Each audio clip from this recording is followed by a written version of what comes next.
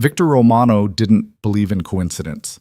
So when the trembling accountant in the too big dress stumbled into him outside his own bedroom, spilling champagne down his Tom Ford suit, he knew something had shifted. She apologized 7 times in 30 seconds, eyes wide with terror. Not because she recognized him, but because she'd ruined expensive fabric. Everyone else feared his name. She feared dry cleaning bills. In a world built on calculated moves and bloody power plays, Lily Bennett was the first real thing he'd touched in years. And Victor Romano never let go of what was his. If you want to see how a mafia boss falls for the one woman who never wanted his world, stay until the end. Hit that like button and drop a comment with your city so I can see how far this story travels. The Belmont estate didn't just announce wealth, it screamed it from every marble column and crystal chandelier. Lily Bennett stood near a towering ice sculpture of a swan, clutching her small purse like a shield, wondering for the 100th time why she'd let her mother guilt her into attending her cousin Vanessa's engagement party. Just go, Lily. Show your face. You can't hide in your apartment with spreadsheets forever. Except spreadsheets made sense. Numbers didn't judge you for wearing a discount dress or having flyaway hair that refused to cooperate with bobby pins. Numbers didn't whisper behind their hands when you walked past. Vanessa's crowd did both. Is that really Lily? Someone murmured near the champagne fountain. I almost didn't recognize her without her calculator. Polite laughter followed. Lily pretended not to hear, focusing instead on the architectural details of the ballroom. Safer that way. The mansion belonged to some business magnate. Vanessa had mentioned the name with breathy excitement, but Lily hadn't retained it. She was too busy calculating how soon she could leave without causing a family incident. Her mother's text earlier had been clear. Stay at least 2 hours. Smile. Don't embarrass me. Lily checked her phone. 43 minutes down. 77 to go. You look lost. Lily startled, nearly dropping her untouched champagne flute. A woman in a blood-red dress stood beside her, perfect lips curved in something that wasn't quite friendly. Oh, I'm just waiting for my cousin, Lily stammered. The bride-to-be. Vanessa? The woman's smile sharpened. She's holding court by the terrace. 3rd glass of Dom Perignon, if you're counting. Lily wasn't, but the woman's tone suggested she should be. I'm Elena, the woman continued, looking Lily up and down with unconcealed assessment. I don't think we've met. Lily, I'm family. Sort of. Distant cousin. Ah. Elena's interest visibly cooled. Well, enjoy the party. She glided away, leaving Lily feeling exactly as out of place as when she'd arrived. The ballroom was suffocating. Too many people in too expensive clothes, wearing too bright smiles that didn't reach their eyes. Lily edged toward the hallway she'd spotted earlier, desperate for space to breathe. The corridor was blissfully empty. Soft lighting, thick carpet that muffled footsteps, framed paintings Lily suspected were originals. She walked slowly, letting the quiet settle her nerves. You planning to steal something, or just looking for the bathroom? Lily whirled around so fast she stumbled, champagne sloshing over the rim of her glass, right onto the chest of a man who'd appeared from a side door without making a sound. Oh my, I'm so sorry! Lily grabbed for her small clutch, as if tissues materialized from panic. I was just trying to find somewhere quiet. I didn't mean to... Breathe, the man said. Lily stopped babbling, looked up, and forgot how words worked. He was tall, taller than anyone should be while standing that still. Dark hair pushed back from a face that belonged in marble, all sharp angles and controlled power. His suit probably cost more than her annual salary. The champagne had left a dark stain spreading across his jacket. I'm so sorry, Lily repeated, quieter now. I'll pay for the cleaning, or replacement. I don't know how much, but I can save up. I just need to know. How much do you think this suit costs? Lily's throat went dry. I don't know. A lot? Try again. 2,000? She winced. 3? Something flickered in his dark eyes. Amusement, maybe. Or annoyance. Lily couldn't tell which terrified her more. Tom Ford Custom. About 8,000. The hallway tilted slightly. $8,000. That was 4 months of rent. That was her entire emergency fund, and then some. I'll set up a payment plan, Lily heard herself say. Monthly installments. I'm very responsible with money, actually. I'm an accountant. Well, junior accountant. But I'm good with budgets and what's your name? The question cut through her rambling. Lily. Lily Bennett. And what are you doing here, Lily Bennett? My cousin's getting engaged. Vanessa Chen. We're family, distantly. She was talking too much again. I didn't want to come, actually. But my mother said I had to, and Vanessa would be upset if I didn't show, even though we haven't spoken in 3 years. And you always answer questions with your entire life story? Lily's cheeks burned. Sorry, I do that when I'm nervous. What are you nervous about? You're very tall, and I just ruined an $8,000 suit, and you're blocking the only exit I know. That definitely was amusement in his eyes now. The bathroom's that way. He gestured behind him. You weren't lost. You were hiding. It wasn't a question, but Lily answered anyway. Yes. From the party? From everything. The honesty surprised her. She never admitted things like that, especially to strangers who looked like they could buy and sell her apartment building without checking their bank balance. The man studied her for a long moment. Then, unexpectedly, his mouth curved into something almost like a smile. I'm Victor. Hi, Victor. Lily clutched her purse tighter. Again, I'm really sorry about your suit. Forget the suit. He stepped aside, no longer blocking her path. Go back to your hiding. Lily should have thanked him and fled. Instead, she found herself asking, Are you hiding too? Victor's expression shifted, just barely, but Lily had spent years reading people's micro-expressions in tense financial meetings. She caught it. Maybe, he said. From what? The party, the people, the performance. Lily understood that more than he could know. It's exhausting, isn't it? Pretending to be someone you're not. Victor looked at her differently then, like she'd said something that mattered, though Lily couldn't imagine what. She was nobody, just the awkward cousin in the cheap dress who couldn't make small talk without apologizing. You should go, Victor said, but his tone had changed, softer, almost reluctant. Right. Yes. Of course. Lily started past him, then paused. Thank you. For not being mean about the champagne. Most people are mean to you? The question caught her off guard. Not mean, just dismissive. That's worse. Lily blinked. Yes, it is. They stood in the hallway, two people who should have nothing in common, understanding each other perfectly for one strange moment. Then someone called from the ballroom, a woman's sharp voice saying a name Lily didn't catch. And Victor's entire demeanor changed. The almost smile vanished. His shoulders squared. The man who'd seemed almost approachable became something else entirely. Something harder, colder, untouchable. Go, he said again, and this time it wasn't a suggestion. Lily went. She made it back to the ballroom on shaking legs, her heart doing complicated things in her chest. She didn't understand what had just happened, didn't understand why a stranger's unexpected kindness felt like the first real conversation she'd had in months. There you are! Vanessa materialized in a cloud of Chanel No. 5 and champagne confidence. I've been looking everywhere. Come meet Derek's family. They're dying to meet all my cousins. Lily seriously doubted that, but she let herself be dragged across the ballroom anyway.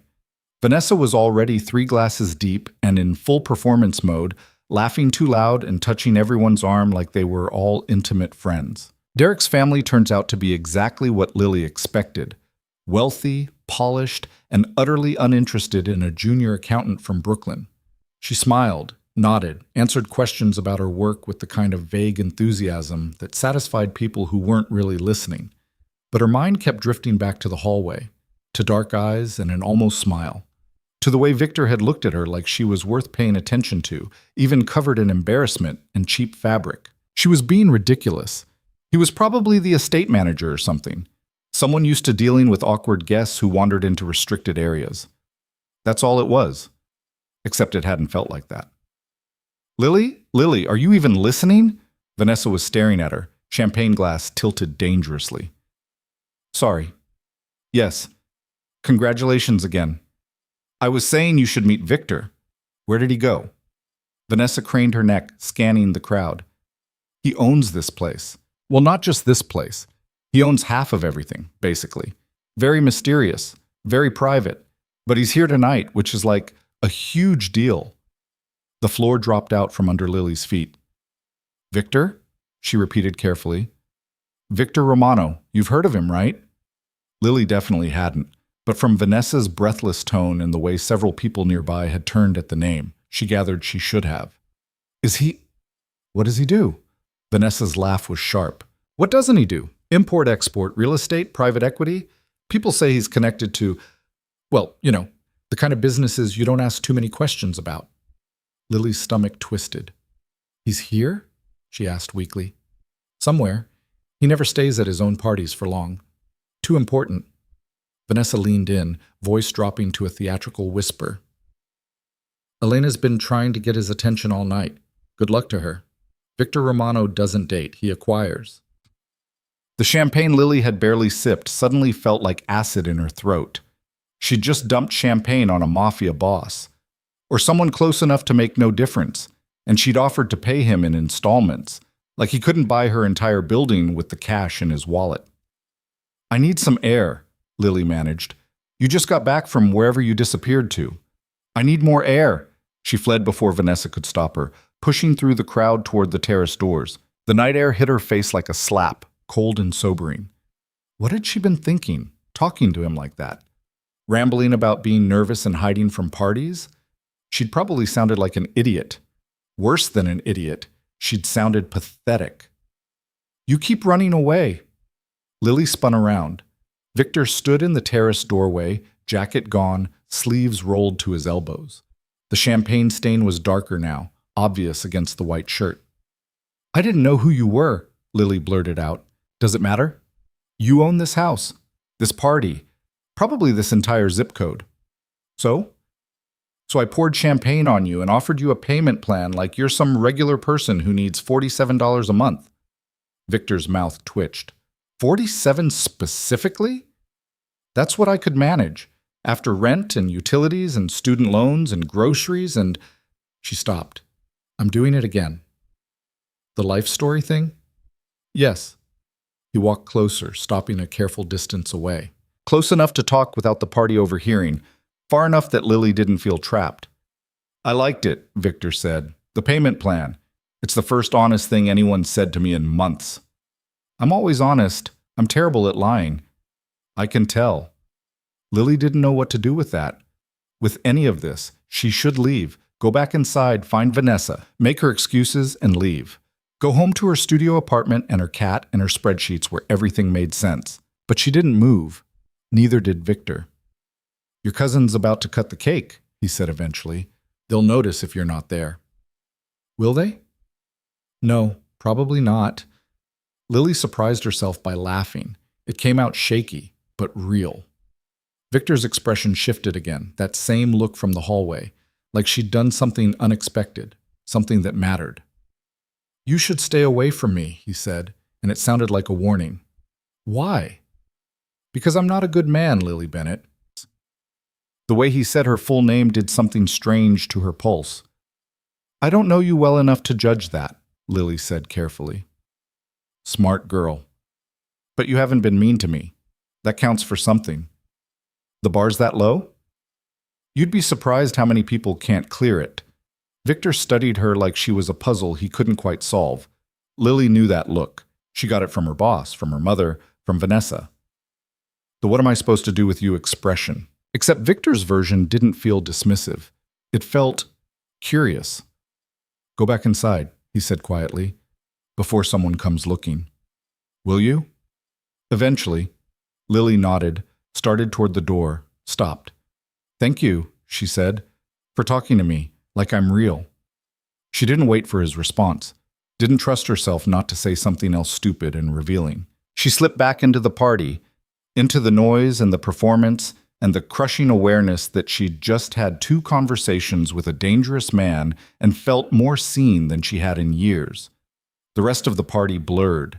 Cake, speeches, more champagne Lily didn't drink, Vanessa's drunk proclamation that everyone should dance, Derek's father talking loudly about market trends, Elena watching the terrace doors with sharp, angry eyes. Lily lasted another hour, exactly enough to satisfy her mother's requirements, then called a rideshare and fled.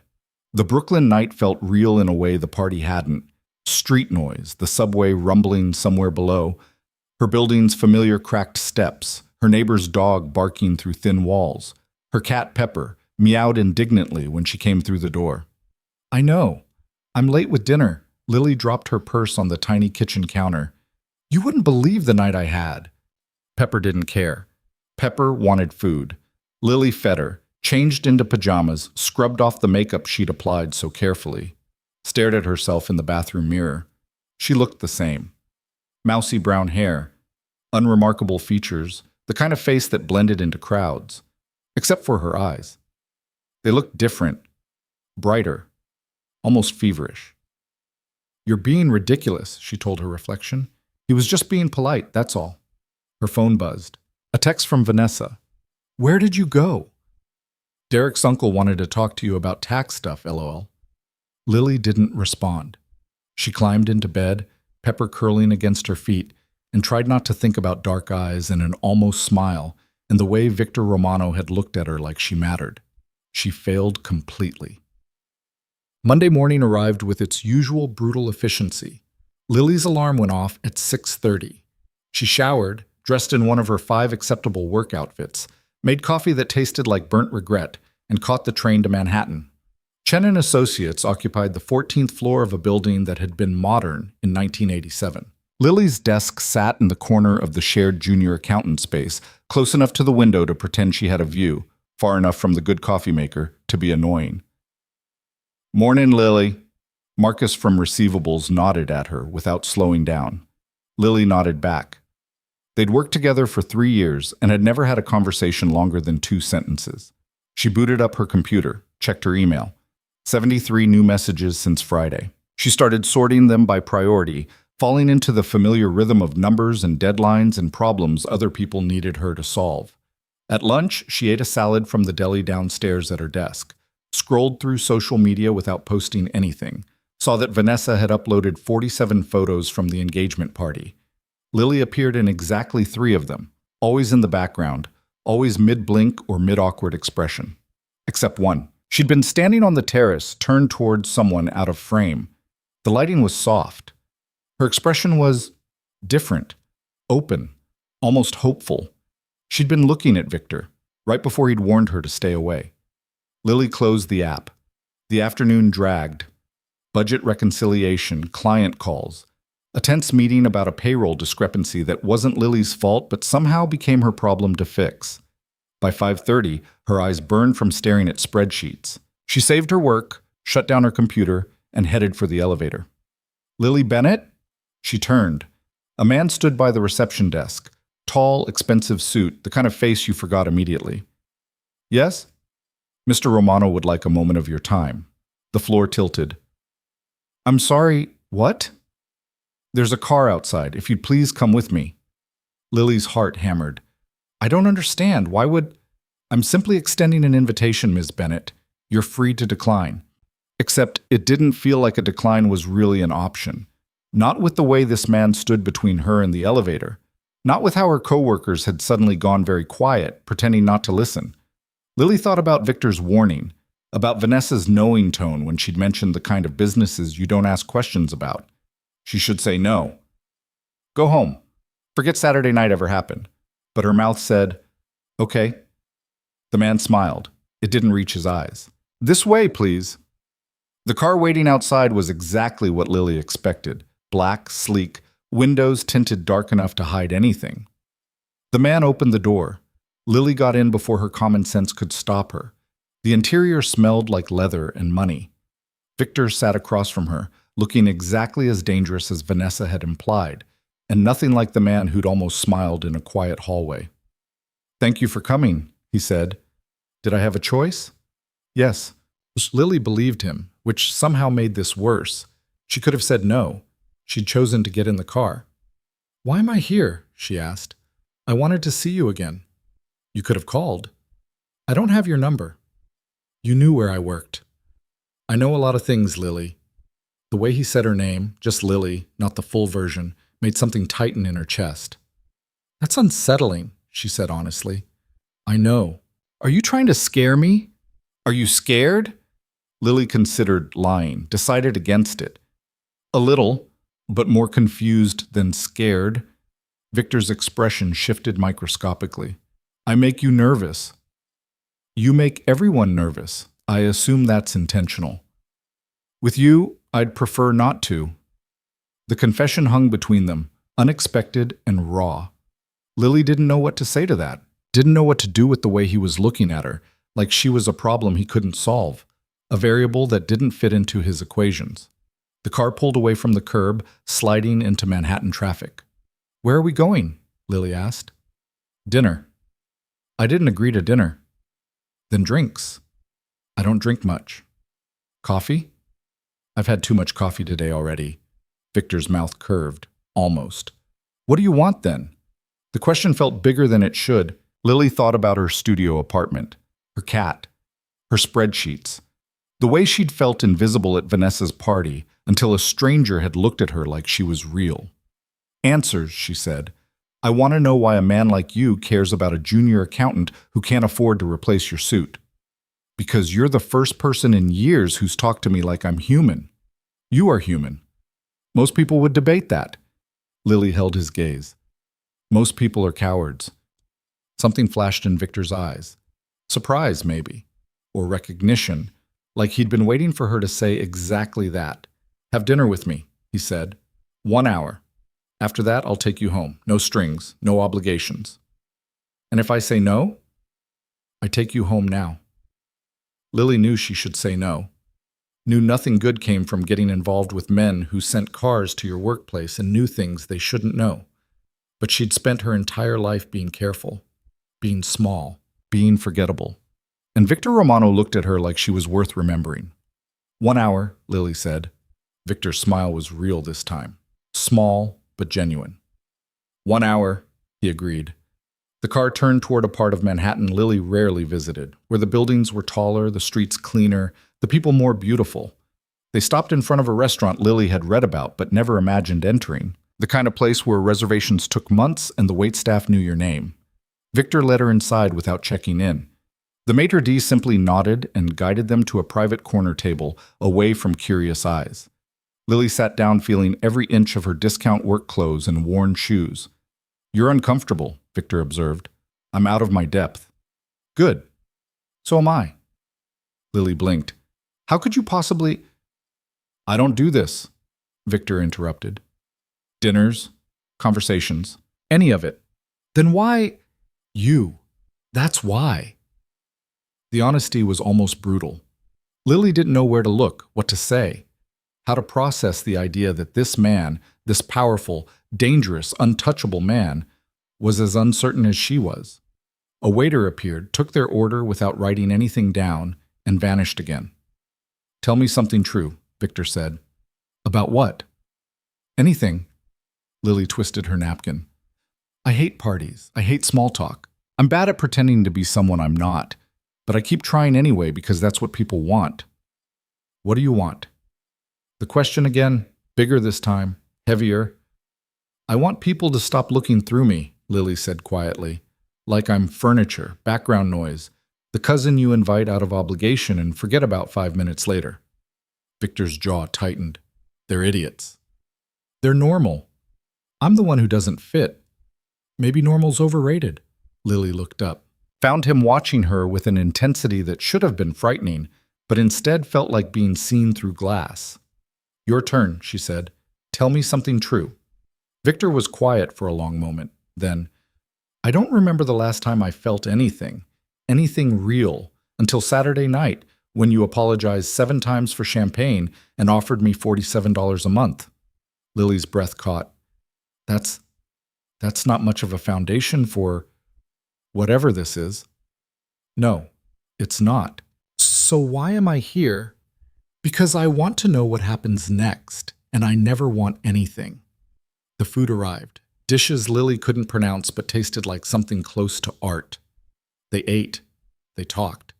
Not about work or family or the dangerous gaps in Victor's legitimate business ventures. They talked about small things, real things, books they'd read, places they wanted to visit, the way New York felt different at 3 in the morning, whether cats were better than dogs. Lily said cats. Victor stayed neutral, which felt like agreement. 1 hour stretched into 2, then 3. Lily forgot to be nervous, forgot to monitor her words, forgot that she was sitting across from a man who could probably end her with a phone call. She just talked, and he listened like every word mattered. When the restaurant started closing down around them, Victor walked her back to the car. The city had gone quiet, the brief pause between late-night chaos and early morning rush. "I should take you home," Victor said, but he didn't move. Neither did Lily. They stood on the sidewalk, two people who shouldn't make sense but somehow did. "Thank you," Lily said, "for tonight. Thank you for saying yes. I'm still not sure why I did.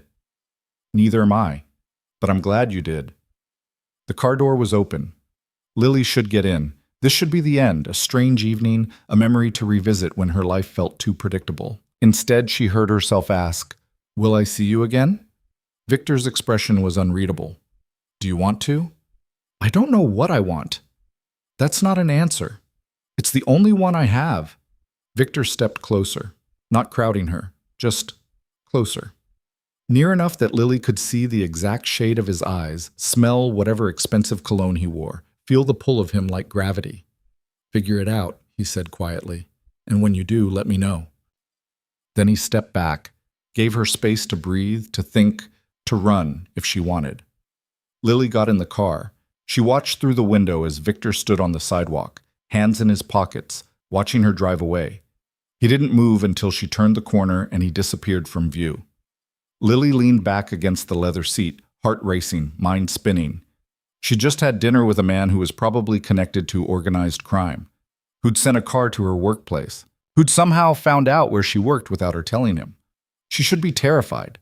Instead, she was thinking about the way he'd listened to her talk about spreadsheets like they were the most fascinating thing in the world, the way he'd smiled, really smiled, when she'd admitted she named her cat after a seasoning because it seemed funny at the time. The way he'd looked at her like she was someone worth knowing. Her phone buzzed. An unknown number. "I hope $47 a month includes interest." V. Lily's laugh startled the driver. She typed back, "Depends on the rate. I'll need to see the terms in writing."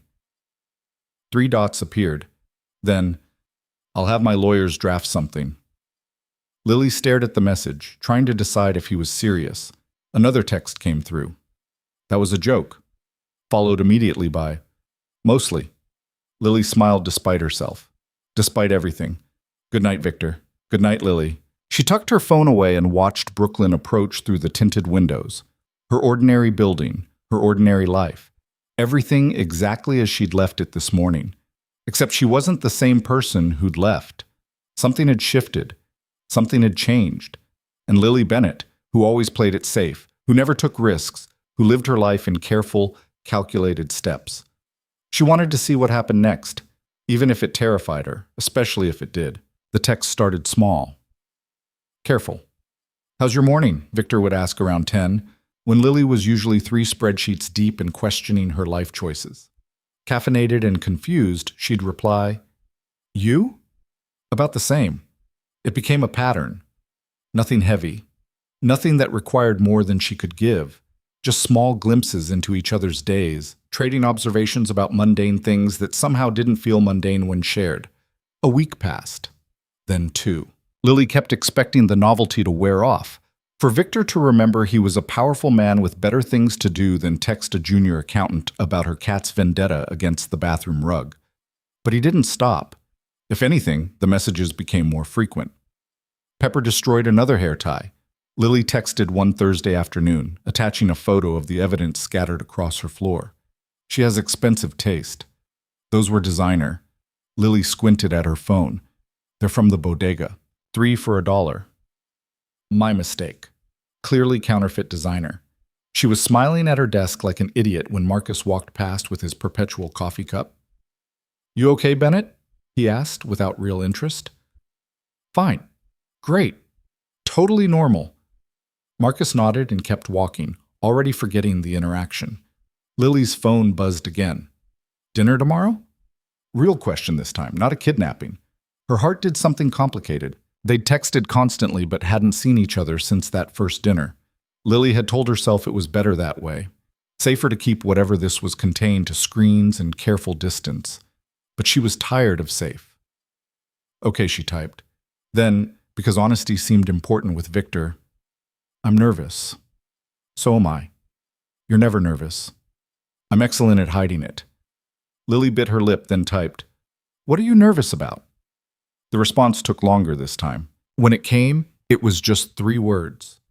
Disappointing you. Lily stared at her phone, something warm and terrifying unfurling in her chest. A man like Victor Romano, who commanded rooms and probably lives, was nervous about disappointing her. It didn't make sense. Nothing about this made sense. You haven't yet, she replied. Give it time. Lily didn't know what to say to that, so she sent a cat emoji and got back to work. But her hands shook slightly on the keyboard, and her spreadsheet needed 3 corrections she normally wouldn't miss. The next evening, the same black car appeared outside her building. Lily had changed clothes 4 times, settling finally on a blue dress that wasn't too fancy but didn't scream, I own 7 versions of the same cardigan. She'd even attempted something with her hair beyond the usual ponytail. Pepper had watched the entire production with judgmental green eyes. Don't look at me like that, Lily told her. I'm allowed to make questionable choices. Pepper meowed, which Lily chose to interpret as support.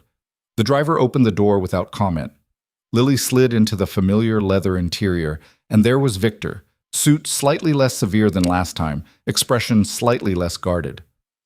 Hi, Lily said, immediately feeling stupid. Who said hi like that? Like they were meeting for coffee, not being driven to some undisclosed location by a man who probably had people for everything, including disposing of bodies. She needed to stop watching crime dramas. Hi, Victor said back, and somehow it didn't sound stupid when he said it.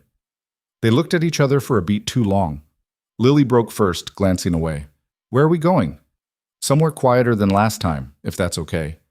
Define quiet. My place. Lily's brain screeched to a halt. Your place? I have a chef. And privacy. But if you're not comfortable, no, Lily took a breath. I trust you. The words surprised them both. Victor's expression did something she couldn't read. You shouldn't. Probably not, but I do anyway. Why? Lily considered the question seriously. Because you've had plenty of opportunities to be something other than honest with me, and you haven't taken them. You could have pretended to be someone normal, someone safe, but you keep warning me off instead. And you keep ignoring the warnings. I'm bad at self-preservation. No, you're not. You're careful about everything. I've watched you triple-check crosswalks. Lily flushed. You've been watching me cross streets? I notice things about you. That's borderline creepy. I know. You're supposed to deny it. I don't lie to you, Lily. There it was again. Her name in his voice, doing things to her pulse that spreadsheets definitely didn't. The car climbed into a part of Manhattan where buildings touched clouds and doormen wore better suits than most executives. They pulled into an underground garage, all concrete and shadows, and the kind of security that didn't advertise itself but was definitely there. Victor led her to a private elevator. It required a key card and a fingerprint scan. Subtle, Lily murmured. I value my privacy. I'm starting to understand why. The elevator opened directly into a penthouse that redefined Lily's understanding of excessive. Floor-to-ceiling windows overlooked the city like a living painting, furniture that probably cost more than her student loans. Art on the walls that looked museum quality because it probably was. But it felt empty. Beautiful and cold and utterly impersonal. This is where you live? Lily asked. Technically, but not really. Victor's jaw tightened. I'm not here often. It's more of a showroom, Lily finished. Like the party, something for other people to see. Yes. Where do you actually live? The question seemed to catch him off guard. He studied her for a long moment, then made a decision. Come on. He led her through the penthouse to a door she'd assumed was a closet. It opened onto a staircase, narrow, plain, nothing like the opulent space they'd just left. They climbed to a smaller floor above, and Victor unlocked another door.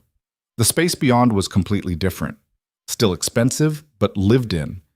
Books on shelves actually read, their spines creased. A laptop open on a desk with coffee rings on the surface. Photographs. Not staged art pieces, but actual personal photos in simple frames. "This is where you live," Lily said softly. "No one else knows about this floor. My security team, maybe. But no one I—" He trailed off. "No one you what?" "Invite to dinner." Lily turned to look at him. "Why are you showing me?" "Because you asked where I actually live, and I don't want to lie to you." The honesty was brutal in its simplicity. Lily didn't know what to do with it, with the weight of being trusted by someone who clearly trusted no one. "Thank you," she said. Victor nodded once, then cleared his throat. "The chef prepared dinner. We can eat on the terrace. There's a private one up here. Or inside if you prefer."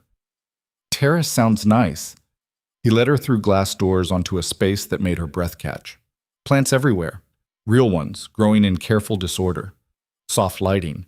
A table set for two with actual candles, not the pretentious kind, but simple white ones that flickered in the evening breeze.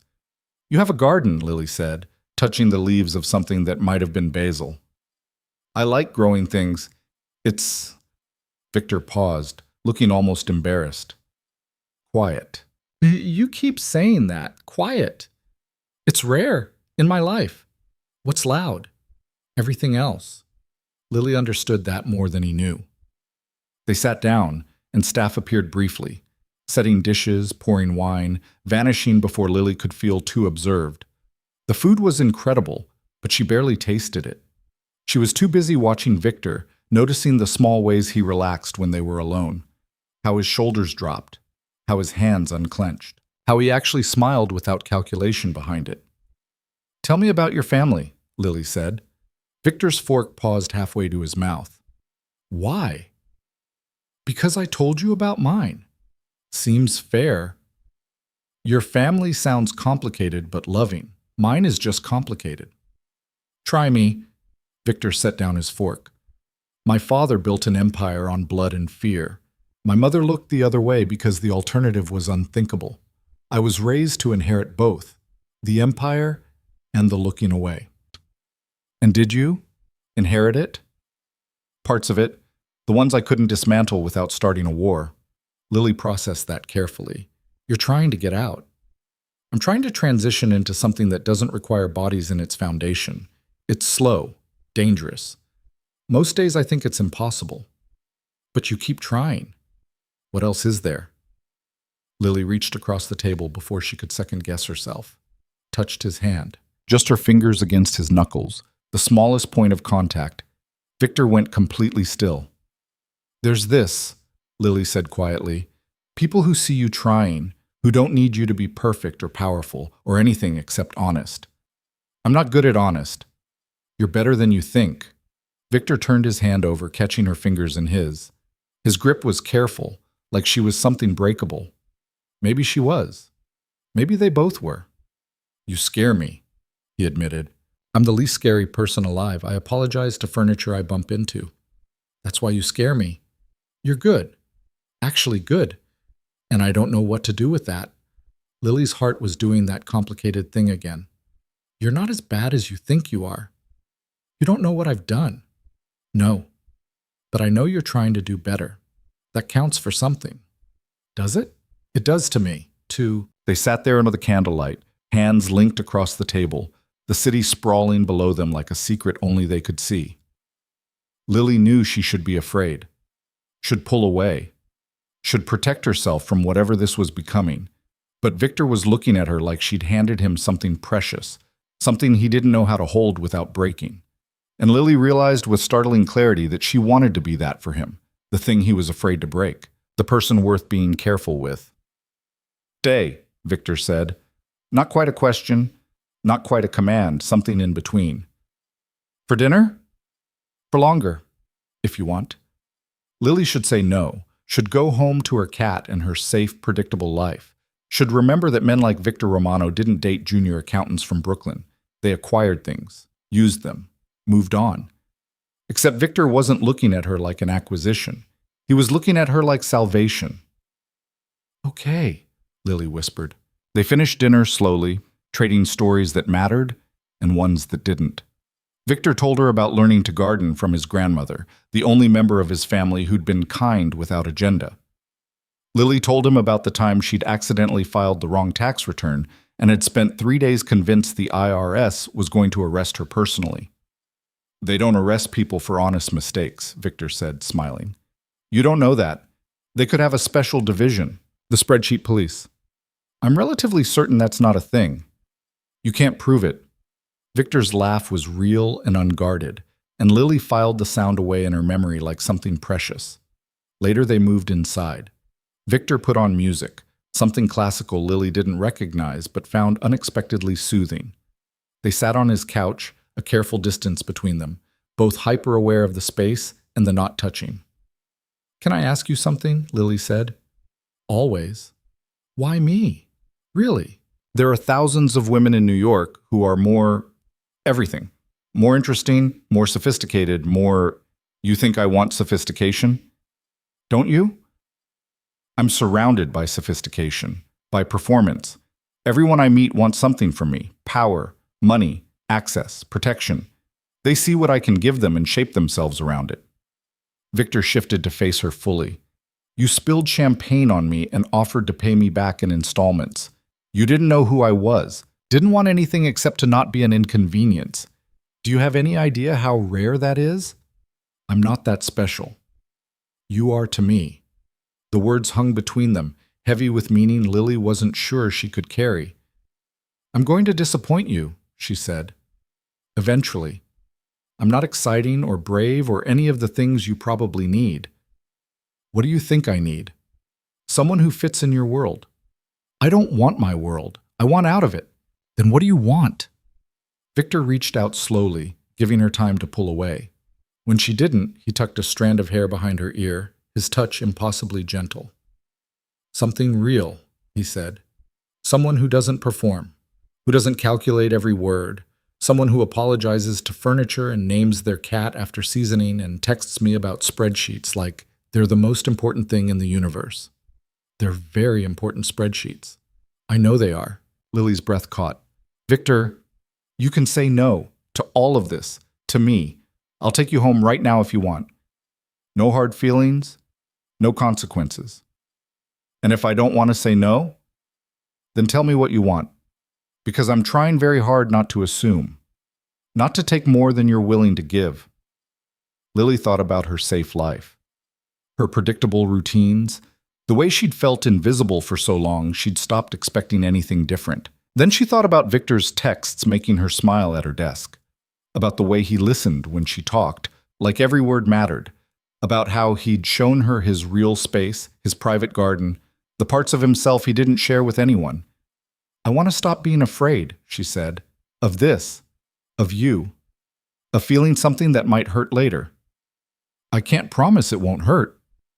I know, but maybe it's worth it anyway. Victor's expression did something that looked almost like hope. Yeah? Yeah. He leaned in slowly, giving her time, giving her choice. Lily closed the distance herself, pressing her lips to his in a kiss that started careful and became something else entirely. Something hungry. Something real. Victor's hand cupped her face like she was precious, like she was breakable, like she was worth every ounce of careful he possessed. And Lily, who'd spent her life being overlooked, felt seen down to her bones. When they broke apart, both breathing hard, Victor rested his forehead against hers. Stay tonight, he said. Just sleep. Nothing else. I just want you close. Lily knew she should think about it more, should weigh consequences and calculate risks and be smart about this. Instead, she said, okay. They fell asleep on Victor's couch, tangled together in a way that should have been uncomfortable, but wasn't. Lily fit against his chest like she'd been designed for exactly that space. Victor's arms wrapped around her like she was something worth protecting. And for the first time in longer than she could remember, Lily felt safe. She woke to sunlight streaming through unfamiliar windows in momentary panic. Then she remembered where she was, who she was with. Victor was still asleep, his face softer without consciousness guarding it. Lily studied him in the early light, memorizing the details. The scar near his left eyebrow, the gray threading through his hair at the temples, the way his jaw clenched even in sleep, like he couldn't fully let go. His eyes opened, finding her immediately. Hi, Lily whispered. Hi. His voice was rough with sleep. You stayed. You asked me to. I know. I just didn't expect you to actually do it. Why not? Because most people run when they see the real parts. The messy parts. Lily touched his face gently. I like the messy parts. Victor caught her hand, pressed a kiss to her palm. The gesture was so unexpectedly tender that Lily's throat tightened. I have to go to work, she said reluctantly. Call in sick. I can't just, one day, spend it with me. Lily should say no, should be responsible, should remember that she had budgets to reconcile and clients expecting reports. But Victor was looking at her like she was the only thing that mattered, and Lily was tired of choosing responsibility over living. Okay, she said. Victor's smile was blinding. They spent the day in his private space, away from the world.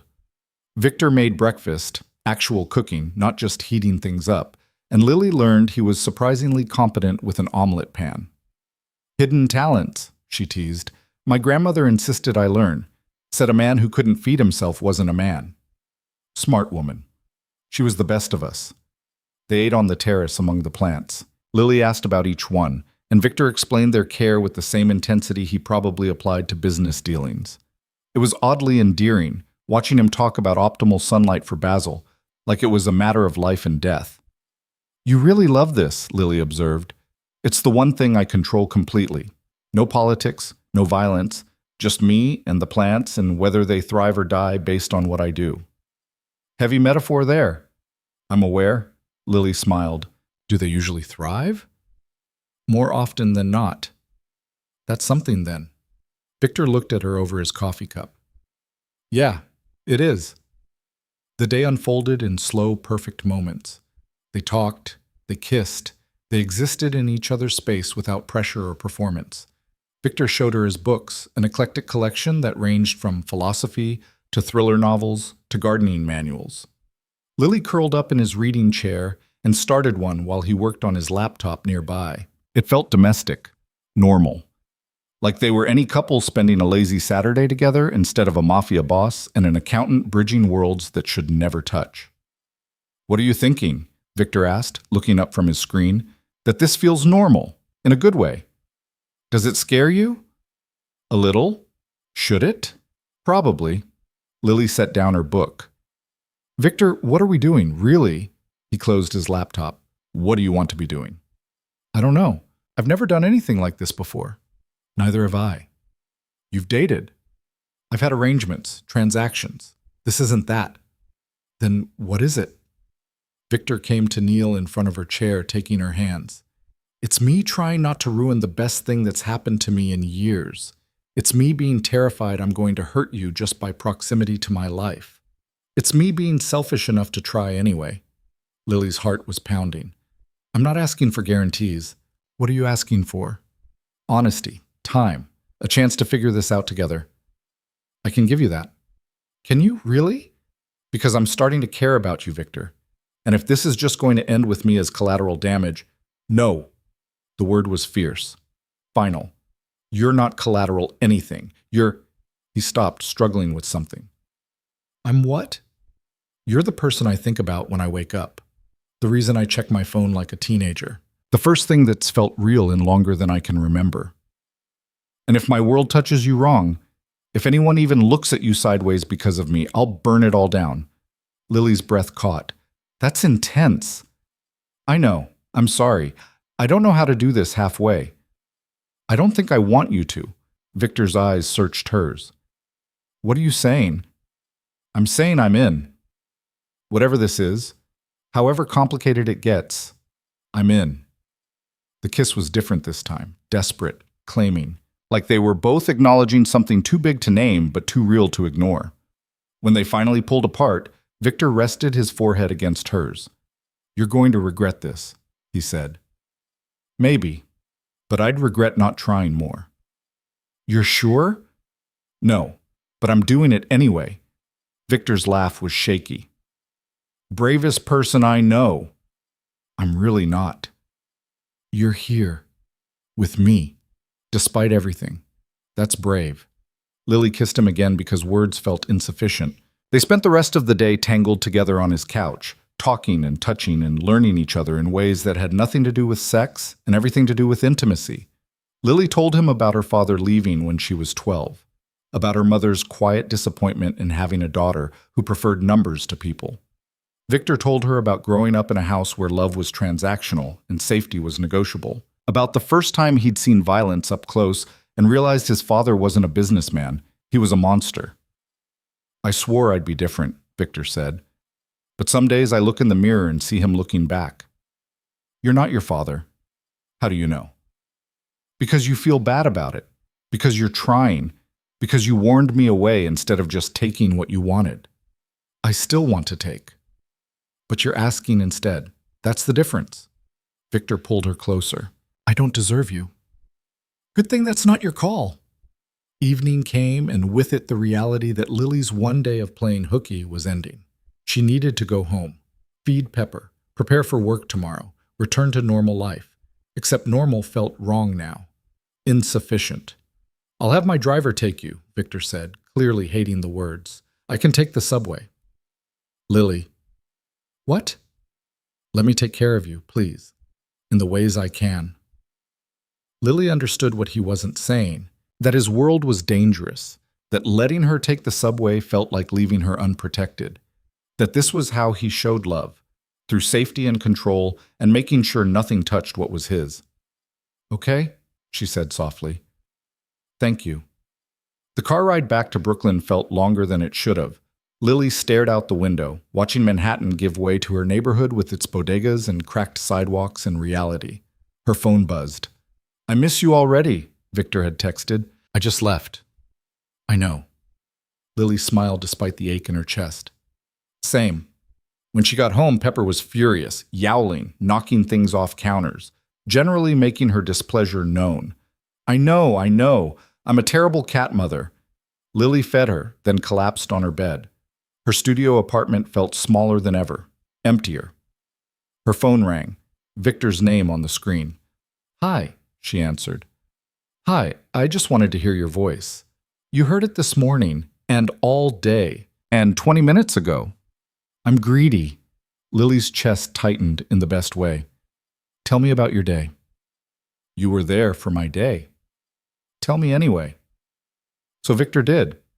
He talked about the omelet, about showing her his books, about how she'd fallen asleep reading in his chair and he'd just watched her for 20 minutes like a creep. "That is pretty creepy," Lily said. "I'm aware. Did it anyway." "Why?" "Because you looked peaceful, and I wanted to memorize it." Lily's eyes stung. "You're killing me here. Good killing or bad killing? I haven't decided yet."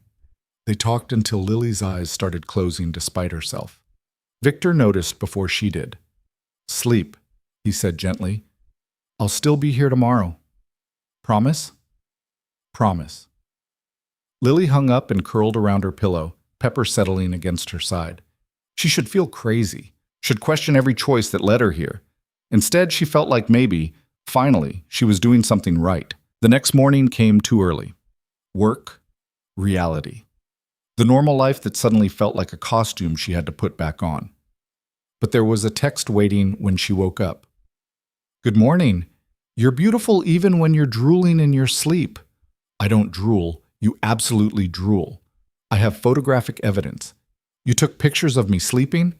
For blackmail purposes." "You're terrible." "I know." "Coffee?"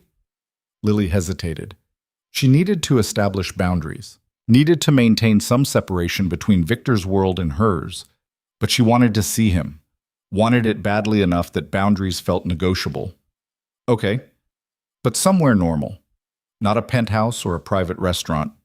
Define normal. You'll see." She gave him the address of her favorite coffee shop, a tiny place near her apartment that served decent espresso and didn't care if you sat for hours with one cup. It was the opposite of Victor's world, loud, crowded, real. Lily got there first, claiming their last available table. She ordered her usual and waited, watching the door. Victor walked in 10 minutes later, and everything went quiet. Not literally. The coffee shop was still noisy, still full of people living their lives, but Lily's entire world narrowed to him, suit slightly less severe, expression uncertain, looking completely out of place among the students and freelancers and regular people. He spotted her, smiled, and suddenly he didn't look out of place at all. "Hi," Victor said, sliding into the seat across from her.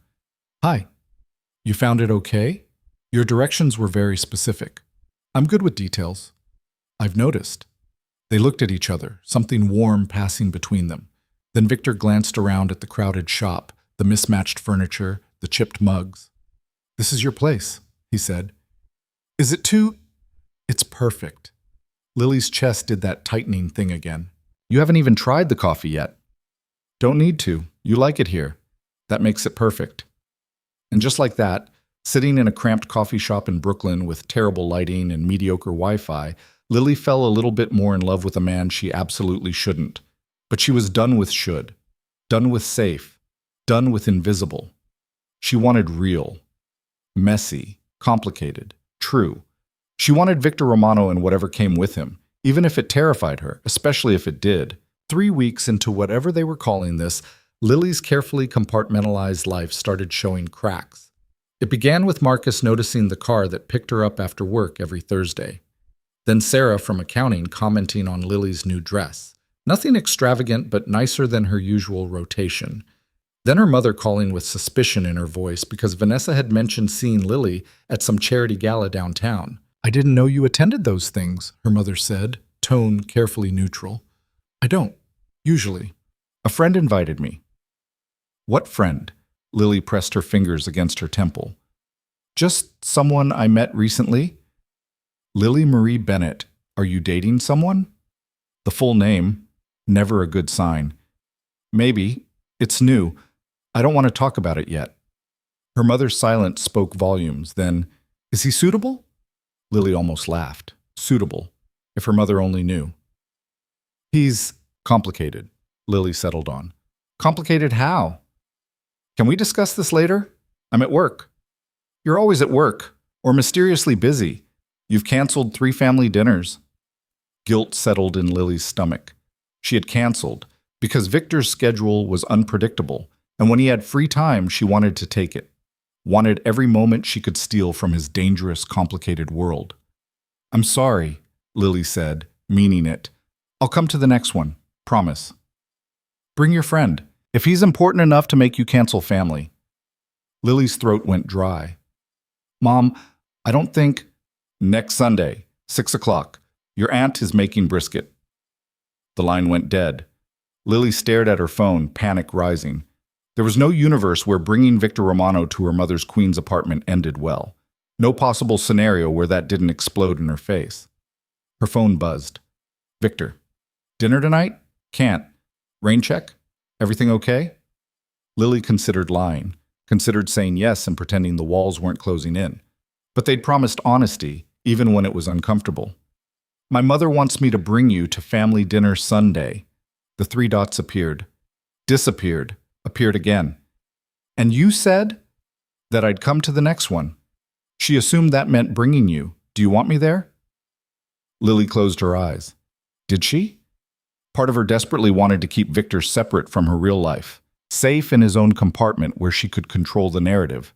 But another part, the part that was falling for him despite every logical reason not to, wanted him to meet the people who'd shaped her, wanted to see if he could exist in both worlds. "I want you there, but I'm terrified of what happens when you are. I can handle your family, Lily. It's not them I'm worried about." The phone rang, Victor's name lighting up her screen. She answered, keeping her voice low. "You're worried about me meeting them," Victor said. Not a question. "You're you. They're extremely normal people who think a big night out is Olive Garden. The cognitive dissonance might break something." "You think I can't be normal for a few hours?" "I think you'll try, and they'll see through it, and then my mother will ask questions I can't answer." Victor was quiet for a moment. "What questions?" "What you do, where you live, how we met, what your intentions are." Lily laughed without humor. "All the standard mother questions that have extremely non-standard answers in your case." "I can lie." "You said you don't lie to me." "I won't lie to you. Your mother's different." "Victor, Lily, listen to me. If you want me there, I'll be there. I'll wear something normal. I'll answer questions vaguely. I'll be charming and forgettable and whatever you need me to be. But if you don't want me there, just say it. I won't be offended." Lily leaned back in her desk chair, staring at the ceiling tiles she'd memorized over 3 years of employment. "I want you there. That's the problem. I shouldn't, but I do." "Then I'll be there." "You're sure?" "Lily, I'd sit through 1,000 family dinners if it meant being part of your life. However, you'll have me." Her chest ached. "You can't say things like that while I'm at work. I have spreadsheets to finish." "Spreadsheets can wait." Spoken like someone who's never filed a quarterly report. Victor's laugh was warm in her ear. "Come over tonight. Please. I miss you. You saw me yesterday. Still miss you." Lily closed her eyes. She had so much work to do, so many boundaries she should be maintaining, so many reasons to say no. "Okay," she whispered. "Yeah?" "Yeah." The relief in his voice was palpable. "I'll send the car at 7. "I can take the subway." "Lily?" "Fine. 7. She hung up and tried to focus on her work, but the numbers swam together. Her mind was already across the river, already climbing to a private floor where a dangerous man grew basil and looked at her like she hung the moon. Marcus walked past her desk, paused, backtracked. "You seen someone, Bennett?" Lily's fingers froze on her keyboard. "Why do you ask?" "You're smiling at your computer. You never smile at your computer. Usually you look like it personally offended you. It often does." "But not today." Lily met his eyes. Marcus, who'd worked beside her for 3 years and never asked a personal question, who was now looking at her with something almost like concern. "Maybe," she admitted. "Good for you. You deserve something good."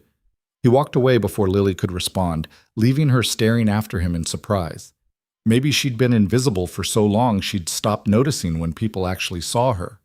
The day crawled. Lily forced herself through spreadsheets and client calls and a meeting about expense reports that could have been an email. At 6:30, she packed up her desk and headed downstairs.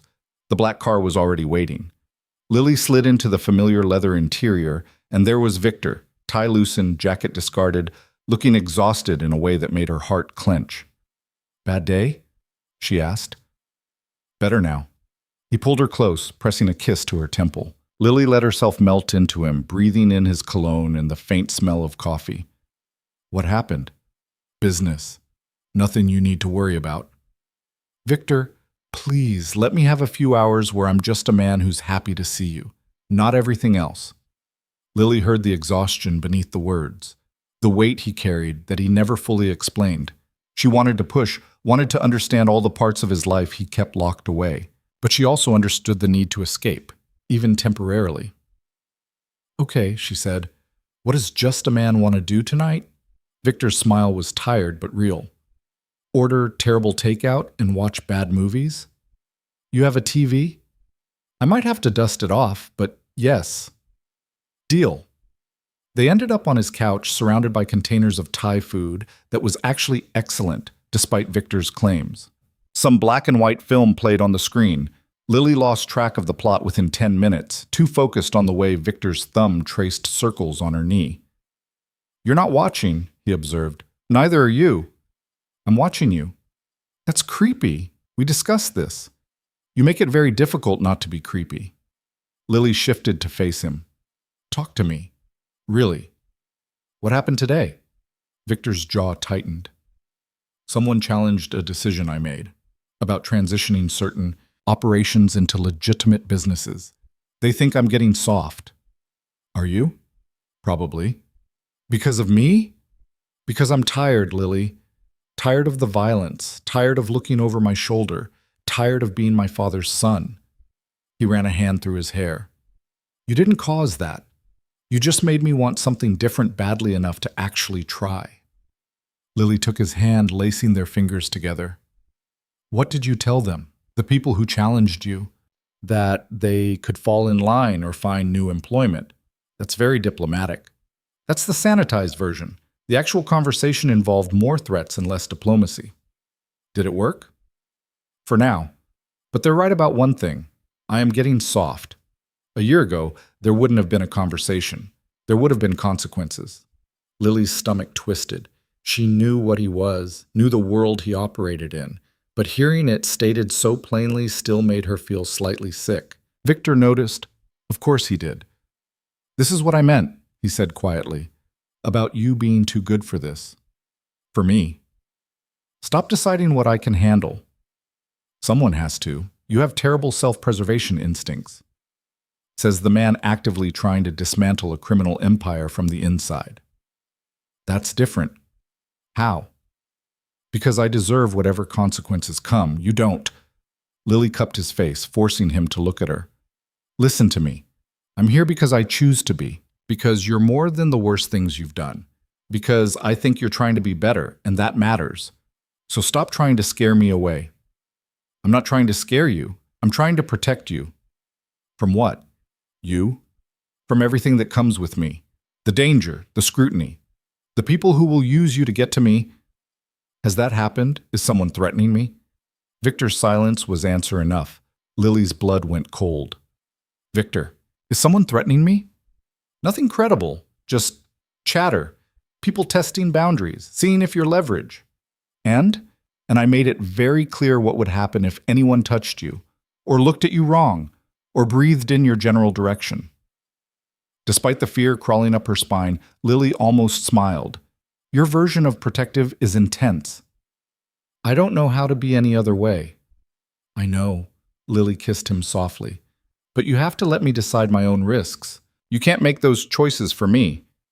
Watch me." "Victor, no. This is non-negotiable. You want in my life? Fine. You want whatever this is between us? I want it too. But you don't get to take stupid risks with your safety just to prove a point. And you don't get to control me."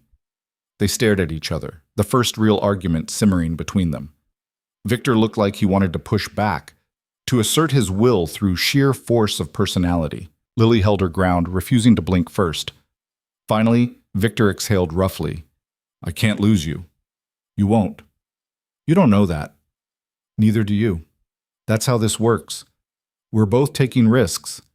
Victor pulled her close, burying his face in her hair. "I'm bad at this. At caring about someone. At being vulnerable." "You're doing better than you think." "I threatened 3 people today over some vague comments about a woman I'm seeing. That's not normal boyfriend behavior." Lily's heart stuttered. "Boyfriend?" Victor stilled. "Is that not—" "I assumed." "No, I just didn't know we were using labels. Would you prefer something else?" Lily thought about it, about what Victor was to her, what she wanted him to be. "Boyfriend works," she said, "if you're okay with girlfriend." "I'm very okay with girlfriend." Victor kissed her, slow and thorough. "My girlfriend. Who's going to let me assign her a security detail?" "Absolutely not." "Lily, no. I'm not having bodyguards follow me to work. That's insane. It's practical. It's paranoid. It's necessary." "Victor, I love that you want to protect me. But I can't live my life with armed guards trailing me. That's not normal. That's not sustainable." "Then what do you suggest?" Lily thought about it. "Compromise. You teach me how to be aware, how to stay safe. And I promise to be careful, but no bodyguards unless there's a credible, specific threat." Victor looked like he wanted to argue, but he also looked like he understood the line she was drawing. "Fine. But you carry your phone at all times. You answer when I call. And if I say there's a threat, you don't argue. Deal." They shook on it, and despite the gravity of the conversation, Lily found herself smiling. "What?" Victor asked. "We just had our first real fight, and compromised, like actual adults in a relationship. Is that surprising?"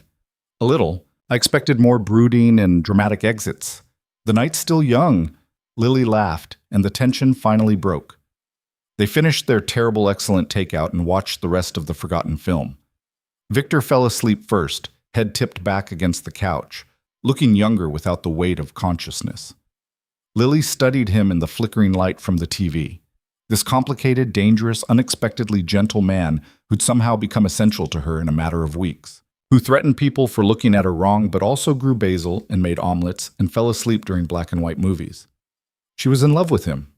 The realization settled over her like snow, quiet, inevitable, transforming everything it touched. She was in love with Victor Romano, and it terrified her. Lily's phone buzzed. A text from Vanessa. "Mother's buzzing about you bringing someone to dinner? Who is he?" Lily grimaced. The family dinner. She'd almost forgotten. She looked at Victor, still sleeping peacefully. Imagined him in her mother's cramped apartment, surrounded by relatives who'd ask invasive questions and judge every answer. Imagined trying to explain what he did without lying or revealing anything dangerous. Her phone buzzed again. "Vanessa, is it serious? Mother thinks you're hiding something scandalous." Not hiding, just private. Private means scandalous, spill. Lily sighed. "His name is Victor. We met at your party. That's all you're getting." "The Victor? Romano?" "Good night, Vanessa." Lily. Marie Bennett. "You cannot drop that bomb and disappear." Lily muted the conversation and set her phone aside. She'd deal with Vanessa later. Right now, she had more immediate concerns, like how to prepare Victor for her family without him either charming them completely or scaring them into silence. Sunday arrived with the inevitability of a freight train. Lily spent the morning stress cleaning her apartment and trying on 6 different outfits before settling on something that said, "Yes, I'm dating someone. No, you don't need to worry," without actually saying anything at all. Pepper watched the production with her usual disdain. "I know," Lily told her. "I'm being ridiculous, but this is important." Victor arrived at 4, early, because of course he was early. He was wearing jeans, actual jeans, and a sweater that looked expensive but not aggressively so. His hair was slightly less severe, like he'd tried to make it look casual. "You look normal," Lily said, opening the door. "Is that a compliment?" "From you? Absolutely." Victor stepped inside and Lily watched him take in her studio apartment, the mismatched furniture, the plant she kept forgetting to water, the photos stuck to the fridge with magnets, the life-size cat tree Pepper refused to use. "It's small," Lily said defensively. "It's you." "Is that good or bad?" "It's perfect." He kissed her, and some of Lily's anxiety loosened. They could do this. One family dinner, how bad could it be? The drive to Queens took 40 minutes in Sunday traffic. Victor's driver navigated expertly while Lily ran through the family roster in her head. "Okay, so my mother's Margaret. She's going to ask you a million questions. My Uncle Robert will try to talk to you about sports. Just nod and agree. Aunt Diane will want to know your intentions. Vanessa will probably stare at you like you're a zoo exhibit." "What about your father?" "Not in the picture. Left when I was 12. We don't talk about it." Victor's hand found hers. "I'm sorry." "It's fine. Ancient history." "Still sorry." They pulled up to a building that had seen better decades. Lily led Victor through a lobby with flickering fluorescent lights and up 3 flights of stairs because the elevator was perpetually broken. "You grew up here?" Victor asked. "Until college. Then I moved to Brooklyn to feel independent while still being close enough for obligatory family dinners." "How often is obligatory?" "Once a month, which I've been skipping, hence the command performance." Lily stopped outside apartment 3C, hand hovering over the doorbell. "Last chance to run," she said. "Not running." "You might want to after you meet them." "Lily, I've faced down actual criminals. I can handle your family." "Different kind of scary." Victor smiled and rang the doorbell himself. Chaos exploded the moment the door opened. Her mother, already talking before she saw who was there. Her Aunt Diane carrying a casserole dish. Vanessa's voice from somewhere deeper in the apartment, followed by her cousin Michael's laugh. The smell of brisket and too many people in too small a space. Then Margaret Bennett saw Victor, and the chaos paused. Just for a second. But Lily caught it. The way her mother's eyes widened, the slight intake of breath, recognition, maybe. Or just surprise that her perpetually single daughter had brought someone who looked like that. "Mom, this is Victor. Victor, my mother Margaret." Victor extended his hand, smile polite and practiced. "Mrs. Bennett, thank you for having me." Margaret shook his hand, still slightly dazed. "Of course. Any friend of Lily's. Come in, come in." They entered the apartment, and Lily watched Victor take in her childhood home. The worn carpet. The photos covering every available wall surface. The couch with the permanent indent from years of use. Everything shabby and comfortable and utterly at odds with his world. But Victor didn't flinch, didn't condescend. Just smiled and complimented the photos and let himself be dragged around for introductions. Uncle Robert indeed tried to talk sports. Victor held his own, revealing unexpected knowledge of baseball statistics that had Robert beaming. Aunt Diane cornered them by the kitchen, eyes shrewd. "So, Victor, what do you do?" "Import-export mostly, some real estate investments." "That's vague."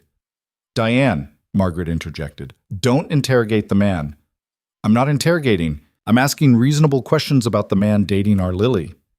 Victor handled it smoothly, deflecting without lying, charming without overdoing it. Lily watched in fascination as he navigated her family's dynamics like he'd studied for a test. Then Vanessa arrived, makeup perfect, dressed too fancy for a family dinner. She took one look at Victor and her eyes went wide. "Holy—" She caught herself. "Hi, I'm Vanessa. We met at my party." "I remember," Victor said politely.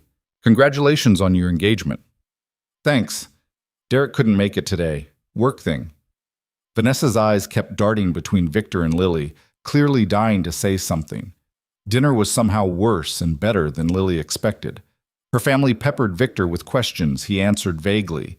He complimented the brisket. He helped clear plates. He laughed at Uncle Robert's terrible jokes. He was perfect, almost too perfect. Lily watched him perform normal, and something in her chest tightened. This wasn't real. This was Victor playing a role, giving her family what they wanted to see. But it wasn't him, not the complicated, dangerous, real version she knew. After dinner, Lily escaped to the small balcony for air. The city sprawled below, Queens giving way to Brooklyn, giving way to Manhattan in the distance. Her two worlds, usually so separate, now colliding. "You okay?" Victor stepped onto the balcony, closing the door behind them. "You were great in there," Lily said. "Why do you sound upset about that?" "Because it wasn't you, not really." Victor leaned against the railing beside her. "What did you want? Me to tell your uncle about the shipment deal that went south last week? Explain to your aunt exactly how I make my money?"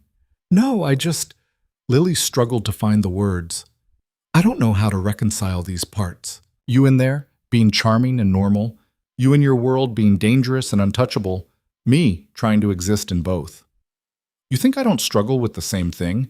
Lily, I spent the entire dinner terrified I'd say something wrong, use the wrong fork, reveal something I shouldn't, all while your mother watched me like she's trying to figure out if I'm good enough for you." "Are you?" The question hung between them. "No," Victor said simply. "I'm not, but I'm trying to be." Lily's eyes stung. "You don't have to be perfect. With you, I want to be. I don't want perfect, I want real." Victor turned to face her fully. "Real is messy. Real is me having days where I can't separate from the violence, where I make decisions that would horrify you, where I'm exactly what everyone warns you about." "I know. And you're still here." "I'm still here." Victor cupped her face, thumbs brushing her cheekbones. "I don't deserve you." "Stop saying that. It's true. It's insulting, like I don't have agency, like I'm some prize you've won instead of a person making her own choices." Victor blinked, clearly not expecting that response. "You're right," he said after a moment. "I'm sorry." "Stop apologizing and kiss me." He did, thorough and claiming, and Lily forgot about the complicated worlds colliding, forgot about everything except this. The two of them on a balcony in Queens, choosing each other despite every reason not to. When they broke apart, Victor rested his forehead against hers. "Your mother invited me to Thanksgiving," he said. Lily's eyes flew open. "She what?" "While you were in the bathroom. She said any boyfriend of yours is welcome at family holidays." "What did you say?" "I said I'd love to, if you want me there." Lily's heart was doing complicated gymnastics. Thanksgiving. Family holidays. The casual integration of Victor into her normal life. "Do you actually want to come, or are you just being polite?" "I want to be wherever you are, even if it means eating questionable turkey and answering questions about my intentions." "My family's turkey is excellent." "I'm sure it is." Lily looked at him. This man who threatened people for her safety, but also showed up to family dinners and complimented brisket, who existed in contradictions and somehow made them work. Okay, she said, Thanksgiving, but I'm warning you now, my cousin Michael gets drunk and starts singing Broadway musicals. I can handle Broadway musicals. We'll see. They went back inside to find Vanessa had corralled the younger cousins into a game of cards, while the adults had settled into discussing politics with the kind of passion that would end in raised voices within 15 minutes. We should go, Lily said to her mother. Early morning tomorrow. Margaret hugged her, then surprised Lily by hugging Victor too. Take care of her, Margaret said quietly. Always, Victor replied. In the car heading back to Manhattan, Lily felt the exhaustion hit. She leaned against Victor's shoulder, processing the evening. That wasn't so bad, Victor offered. You were on your best behavior. Don't think I didn't notice. Would you prefer my worst behavior? I'd prefer your real behavior, whatever that is. Victor was quiet for a long moment. Then, the real me wanted to break your uncle's hand when he patted your shoulder too familiarly. That's just how Uncle Robert is. I know, logically, but the irrational part of me doesn't like other men touching you, even family. That's slightly unhinged. I warned you I don't do this well. Lily smiled despite herself. At least you're honest about being unhinged. It's all I've got. They rode in comfortable silence, the city lights blurring past. Lily felt the weight of the evening settling, the performance, the questions, the careful navigation of two incompatible worlds. Victor, she said quietly. Yeah? I love you. The words escaped before she could stop them, before she could calculate the risk or prepare for rejection.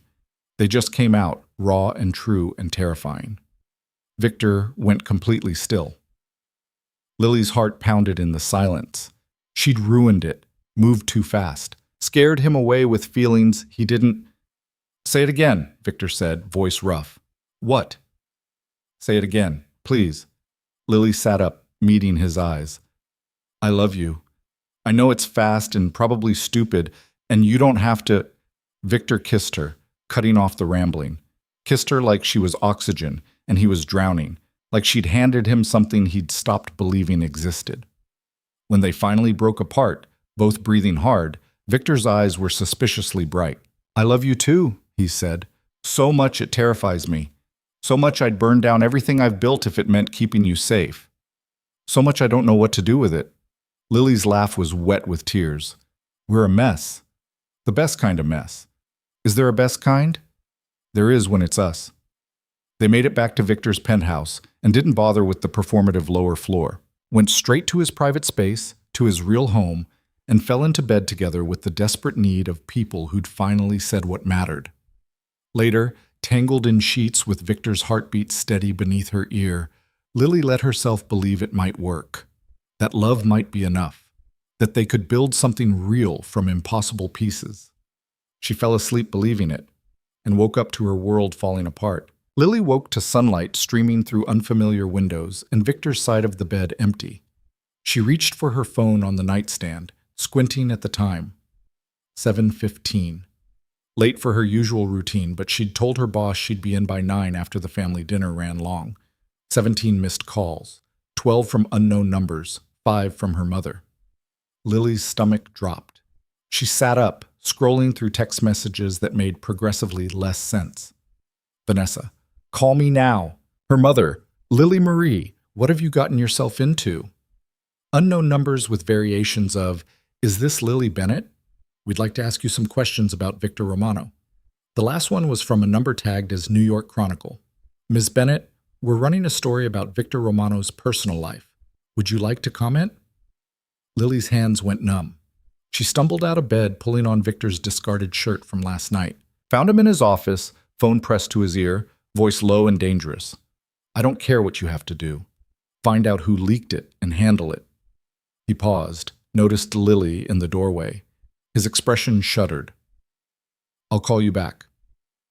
Victor, what's happening? Why are reporters... Let me see your phone. She handed it over without thinking. Victor scrolled through her messages, jaw getting tighter with each one. Don't answer any of these, he said finally. Don't call anyone back. Don't confirm or deny anything. Confirm or deny what? Victor, you're scaring me. He set her phone down carefully. Too carefully. Like he was trying very hard not to throw it across the room. Someone leaked our relationship to the press. Photos from yesterday. You at your mother's building. Us leaving together.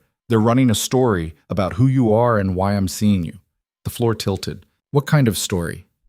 The kind that asks questions about my business dealings and whether you're somehow involved. Whether you're leverage. Whether I'm using you to appear more legitimate. Victor's hands clenched into fists. They have photos, Lily, of you at work, of your apartment building, of your morning coffee run. How long have they been following me? At least a week? Maybe more. Lily sat down hard on the nearest chair. A week. Someone had been watching her, photographing her, building a story around her life while she'd been completely oblivious. I need to see it, she said. The article. Whatever they're saying. Lily, show me. Victor pulled it up on his laptop, turned the screen toward her. The headline made her feel sick. Romano's secret, Brooklyn accountant caught in Mafia boss's web. The article was worse. Half speculation, half facts that shouldn't have been available to the public. Her full name, where she worked, her salary. How had they gotten her salary? Photos of her looking awkward and out of place at Vanessa's party. A particularly unflattering shot of her leaving Victor's building at dawn, hair messy, wearing yesterday's clothes. The text painted her as either a naive victim or a knowing accomplice. Either way, she came across as pathetic. The plain girl who'd somehow caught the attention of a powerful man and was now in over her head. They weren't wrong, exactly. That was the worst part. I'm going to be sick, Lily whispered. Victor was at her side immediately, hand on her back. Breathe, it's going to be okay. How? How is this okay? They know everything. Where I live, where I work, how much money I make. My lawyers are already working on it. We'll issue a statement. Threaten legal action for the invasion of privacy. That'll just make it worse. Make it look like we're hiding something. We are hiding something. Lily looked up at him. What are we hiding, Victor? The fact that we're together? That we care about each other? Why is that anyone else's business? Because of who I am. What I'm connected to. People want to know if you're an angle. A way in. A weakness. Am I? A weakness? Victor's expression was raw. The biggest one I've got.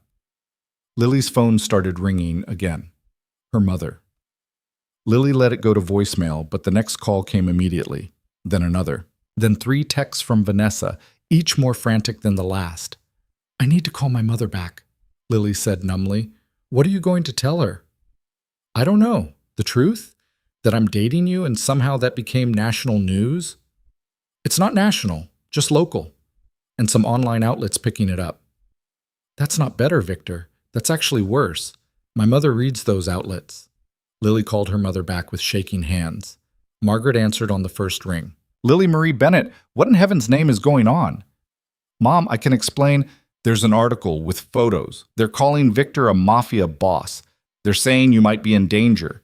Mrs. Chen from down the hall showed it to me at 7 this morning like it was the morning gossip.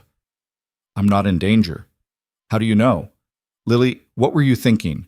I knew something was off about him. Too smooth, too polished. Men like that don't date girls like you unless they want something. The words hit like a slap. Girls like you, plain, forgettable, not worth wanting for their own sake. Mom, that's not... Come home. Right now. Pack your things and come home where you're safe.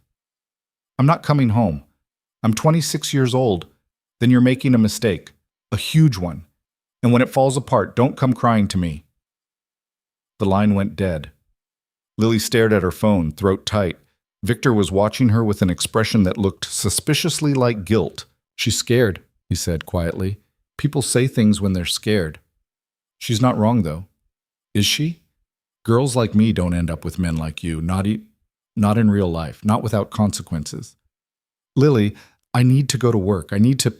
She looked down at herself, still wearing Victor's shirt and nothing else. I need clothes, and my apartment, and to pretend like my life isn't imploding. You're not going to work today. Excuse me? It's not safe. There are probably reporters waiting outside your building. Definitely some at your office. You go there now, you'll be swarmed. I can't just not show up. I have responsibilities, which matter less than your safety. Lily stood, anger cutting through the numbness. You don't get to make that decision for me. Actually, I do. You want to be in my life. This is part of it. Security, precautions, sometimes staying hidden until things calm down. I'm not hiding. That makes it look like we did something wrong. We did do something wrong. We got careless. Let our guard down. Victor ran a hand through his hair, frustration evident. I should have been more careful. Should have had security sweep for surveillance. Should have what? Never dated me in the first place? The question hung between them, sharp and painful. That's not what I meant, Victor said. Isn't it? Because right now it seems like I'm the liability. The problem you're trying to manage. You're not a problem. You're the person I love who's now in danger because I was selfish enough to want you anyway. Lily's anger deflated slightly. She could see the guilt eating at him, the way he was already calculating how to fix this, protect her, control the narrative.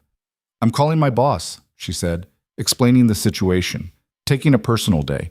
But tomorrow, I'm going back to work, and I'm living my life, because I refuse to let some article dictate how I exist. Victor looked like he wanted to argue, but he also looked like he understood the line she was drawing. Okay, but you're not taking the subway, and you're not walking anywhere alone until we know the reporters have moved on. Fine. And you're staying here tonight, where security is better. I have a cat. I'll send someone to check on her, feed her, whatever she needs. Lily wanted to argue on principle, but the truth was, her studio apartment with its flimsy lock and fire escape access suddenly felt very unsafe. Okay, she said quietly.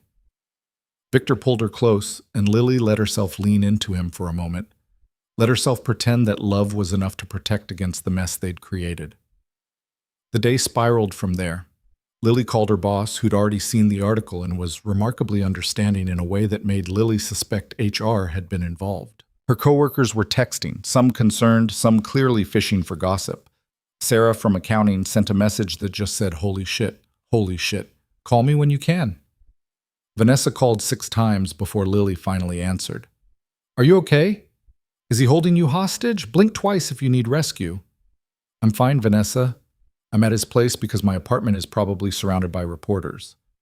This is insane, like actually insane. You're dating Victor Romano, the Victor Romano, and you didn't tell me. I was trying to keep it private. Well, congratulations. You failed spectacularly. Lily almost laughed. Almost. Look, I can't really talk about this right now. Is it true, what they're saying about him being connected to organized crime? Lily closed her eyes. It's complicated. That's not a no. Vanessa, I really can't. Fine. But when this dies down, you're telling me everything, and I mean everything. After Vanessa hung up, Lily found Victor in his office again. He was on the phone speaking rapid Italian to someone who was clearly not happy with him.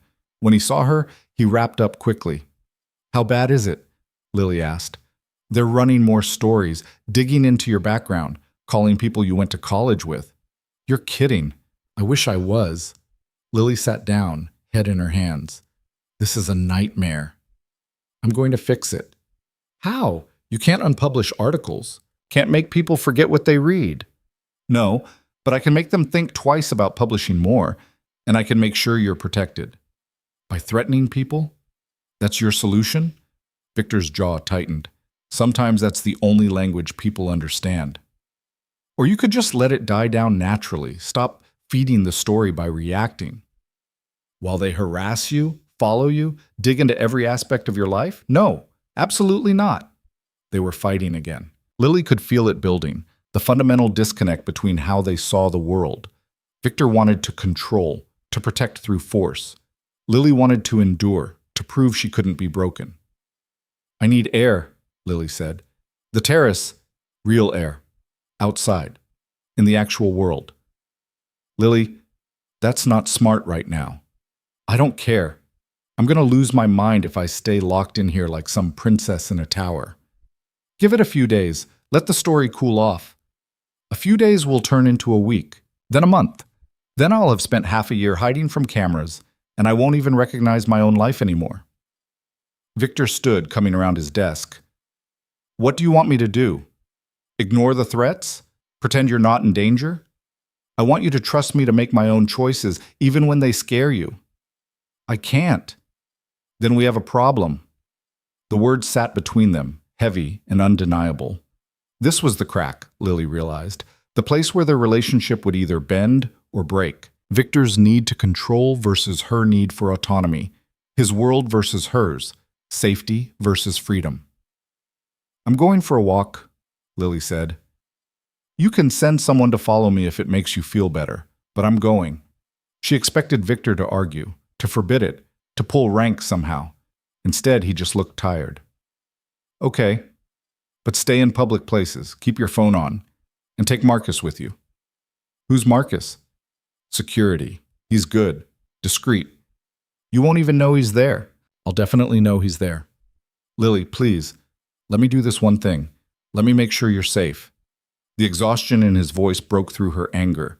He wasn't trying to control her. He was terrified, genuinely, bone-deep terrified that something would happen to her. Okay, Lily said softly. Discreet security. But I get to go where I want. Deal. Marcus turned out to be a surprisingly normal-looking guy in his 30s who introduced himself simply and then fell back to follow at a distance that was both professional and slightly unnerving. Lily walked through Central Park, needing the trees and the open space and the reminder that the world was bigger than one scandal. People stared. Or maybe they didn't, and Lily was just paranoid. Either way, she felt exposed in a way she never had before. Like everyone knew. Everyone was judging. Her phone buzzed constantly.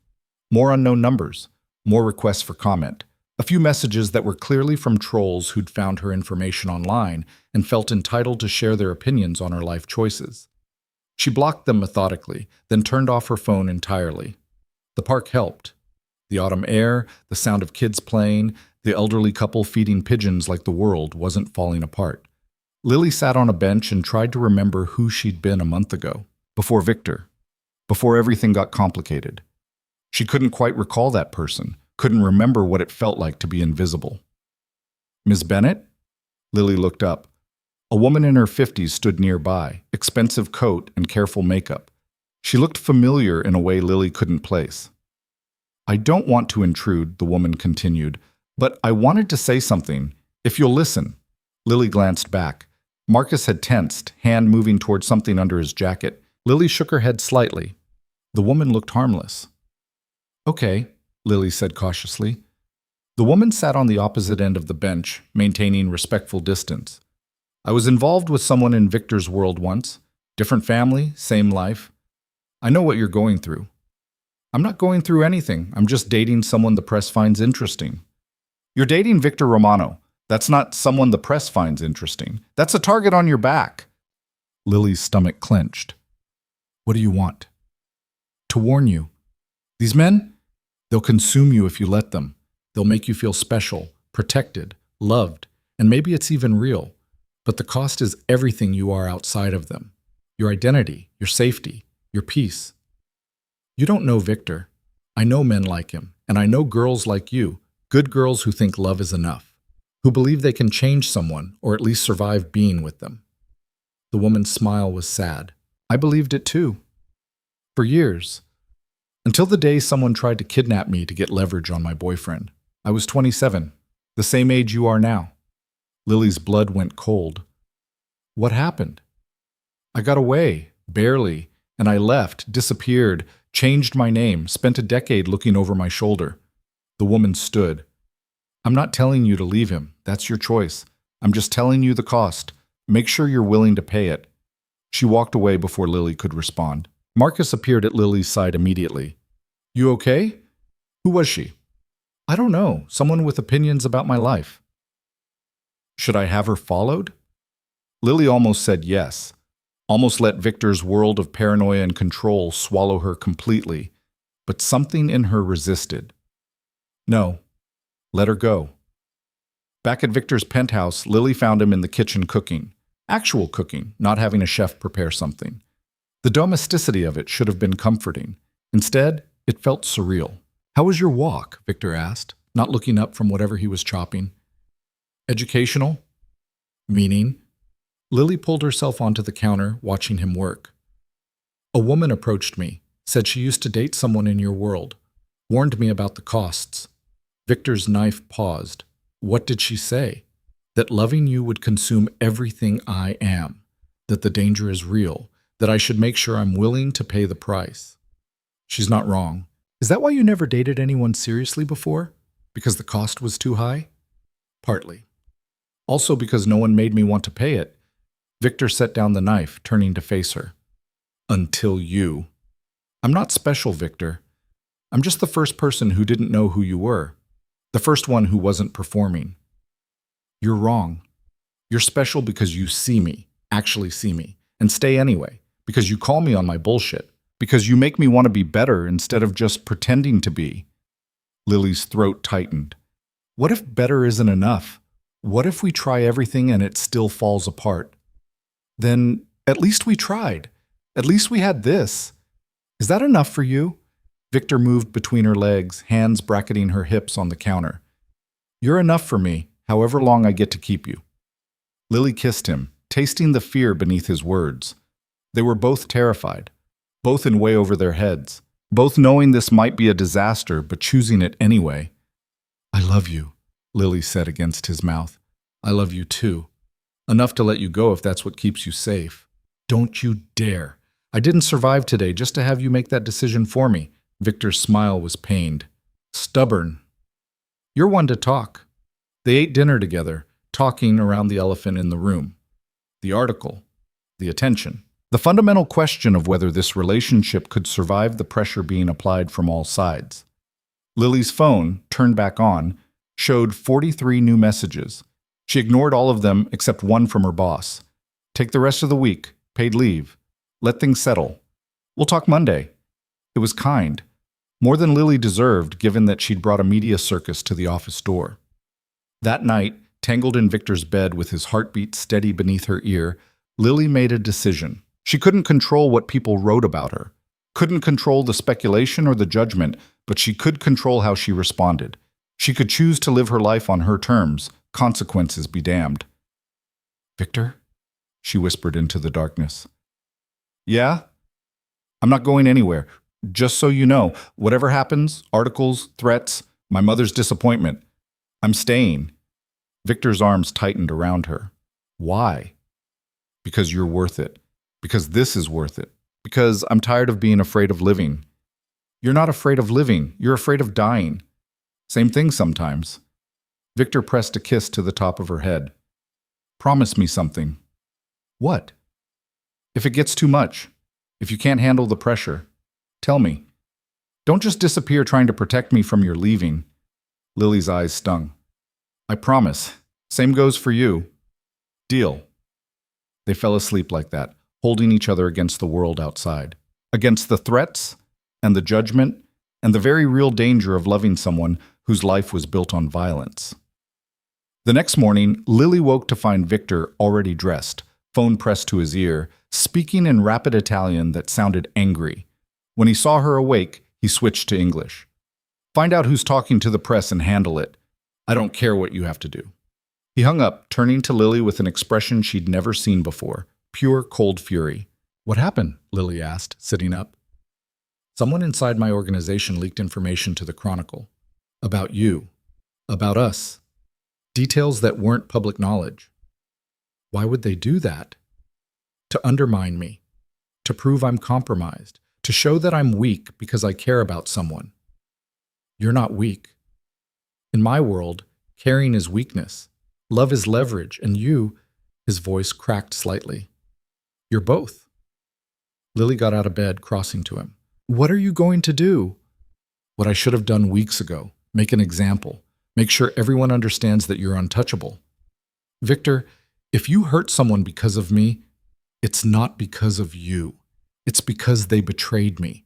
You're just the excuse they used. The distinction felt thin. Lily cupped his face, forcing him to look at her. Don't become the thing you're trying to escape. Don't let protecting me turn you back into your father. Victor's jaw clenched. What if that's who I need to be? To keep you safe? Then we've already lost. The words hung between them. Victor closed his eyes, leaning into her touch like it was the only thing keeping him grounded. I don't know how to do this, he admitted. How to love you without destroying everything I'm trying to build. How to protect you without becoming a monster. You figure it out, we figure it out together. And if we can't, then we deal with that when it comes. But we don't give up before we try. Victor pulled her close, and Lily felt him shaking slightly. This man who commanded empires and inspired fear, shaking because he loved her, and didn't know how to make that work with the life he'd inherited. Okay, he said finally. We try. But Lily, if I ask you to do something, take precautions, avoid certain places, let security follow you, I need you to trust that it's necessary. And I need you to trust that I'm not made of glass, that I can handle more than you think. You can handle anything. That's not the point. The point is, you shouldn't have to. Lily didn't have an answer for that, because he was right. She shouldn't have to live with security details and leaked photos and strangers approaching her in parks with warnings about the cost of love. But she was willing to, for him, for them, for the chance at something real in a world built on performances and lies. They'd figure it out, or they wouldn't, but at least they'd try, and right now that was enough. The crisis didn't resolve itself in a day or a week or even a month. It became something Lily had to live with. The stares, the whispers, the occasional reporter who thought ambushing her outside the bodega would yield a story worth printing. She learned to walk past them without flinching, to say no comment without her voice shaking, to exist in the space between Victor's world and her own without losing herself entirely. It wasn't easy. Some days it felt impossible. 2 months after the article broke, Lily sat in her boss's office getting a performance review that was equal parts professional and concerned. Your work hasn't suffered, Mr. Chen said carefully, but I'd be lying if I said the attention hasn't been disruptive. I understand. I'm sorry. I'm not asking for an apology. I'm asking if you're okay. If you need support, resources, time off. Lily blinked, surprised by the genuine concern. I'm managing. Managing isn't the same as thriving, and you've always been someone who thrives here, Lily. I don't want to lose that. You won't. I promise. Mr. Chen studied her for a long moment. For what it's worth, I think you're handling an impossible situation with remarkable grace. Not many people could. The words stayed with Lily long after she left his office. Grace. She didn't feel graceful. She felt like she was constantly scrambling, constantly adjusting, constantly trying to prove she was more than the girl in the tabloid photos. Victor noticed. Of course he noticed. You're exhausted, he said one evening as they sat in his private terrace, surrounded by plants that were thriving under his meticulous care. I'm fine. You're lying. Lily set down her wine glass. Okay, yes, I'm tired, but I'm handling it. You shouldn't have to handle it. This is my fault. Stop. We've been through this. It's not your fault someone leaked information. It's not your fault the press ran with it. It's just what happened. I could make it stop. Issue a statement. Pay people off. Make the story disappear. Or you could let me deal with it my way, which is living my life and refusing to hide. Victor's frustration was evident. Your way leaves you vulnerable. Your way makes me a prisoner. They'd had this argument in various forms over the past 2 months. Victor wanted to shield her from everything. Lily wanted to prove she didn't need shielding. Neither approach was working particularly well. I have an idea, Lily said carefully, and you're going to hate it. That's not a promising start. What if we stopped trying to control the narrative and just lived openly? Let people see that we're together, that it's real, that I'm not some victim or accomplice or whatever they think I am. Victor's expression was unreadable. You want to go public, officially. I want to stop hiding. There's a difference. Not much of one. Victor, people are going to speculate regardless. Might as well give them the boring truth. We're two people who met and fell in love. Nothing sinister, nothing scandalous, just real. The truth isn't boring. The truth is, I'm connected to things that could destroy you. Then help me understand those things, Stop protecting me from information and trust me to handle it. The request hung between them. Victor had been careful, maddeningly careful, about what he shared regarding his business dealings. Lily knew the basics. He was transitioning away from his family's criminal enterprises, trying to legitimize operations that had been built on blood and violence. But the details remained frustratingly vague. "You want the whole truth?" Victor asked quietly. "I want to know what I'm actually involved in, not the sanitized version you think I can handle." Victor stood, pacing to the edge of the terrace. The city sprawled below them, lights beginning to flicker on as dusk settled. When he spoke, his voice was careful, measured. "My father ran one of the largest import operations in the Northeast, legitimate on paper. But the real money came from moving things that weren't legal: drugs, weapons, occasionally people. I inherited it all when he died. The business, the connections, the blood on the ledger." Lily's stomach clenched, but she stayed quiet. "I've spent the last 5 years trying to untangle it, shutting down operations, moving money into legal enterprises, making enemies of everyone who profited from the old way of doing things." Victor turned to face her. "The people who leaked our relationship? They want me to fail, want to prove I'm weak, that caring about you makes me a liability." "And does it?" "Yes, absolutely. You're the biggest vulnerability I've ever had. Then why keep me around?" Victor's smile was pained. "Because I'm selfish, because you make me want to be someone worth your time. Because the alternative, a life without you, feels worse than any threat they could make." Lily crossed to him, taking his hands. "I need you to hear something. Really hear it. I'm not asking you to be perfect. I'm not asking you to erase your past or pretend you're someone you're not. I just need honesty. And I need you to trust that I'm strong enough to stand beside you instead of behind you. You're the strongest person I know. That's not the issue. Then what is? I'm terrified that one day you'll realize what you've given up for me. The normal life you could have had. The safe choices. The simple love that doesn't come with security details and leaked photos." Lily cupped his face, forcing him to look at her. "I don't want simple. I want you. Complicated, dangerous, trying so hard to be better you. That's my choice. Stop trying to take it away from me." Victor kissed her then, desperate and claiming and full of the fear he usually kept locked away. When they broke apart, both breathing hard, his forehead rested against hers. "Okay," he said. "No more secrets. No more protecting you from the truth. But in exchange, you listen when I say something's dangerous.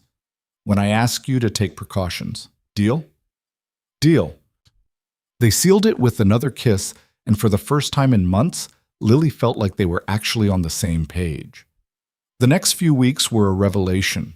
Victor started including her in conversations about his business, the legitimate parts and the complicated transitions away from the rest. Lily met his lawyers, his accountants, the people helping him restructure operations into something that wouldn't land him in prison. She also met Elena, the woman from Vanessa's party who'd watched Victor with calculation in her eyes. "So you're the accountant," Elena said, looking Lily over with undisguised assessment. They were at some charity function Victor had been obligated to attend, and Lily had insisted on coming. "Junior accountant, technically."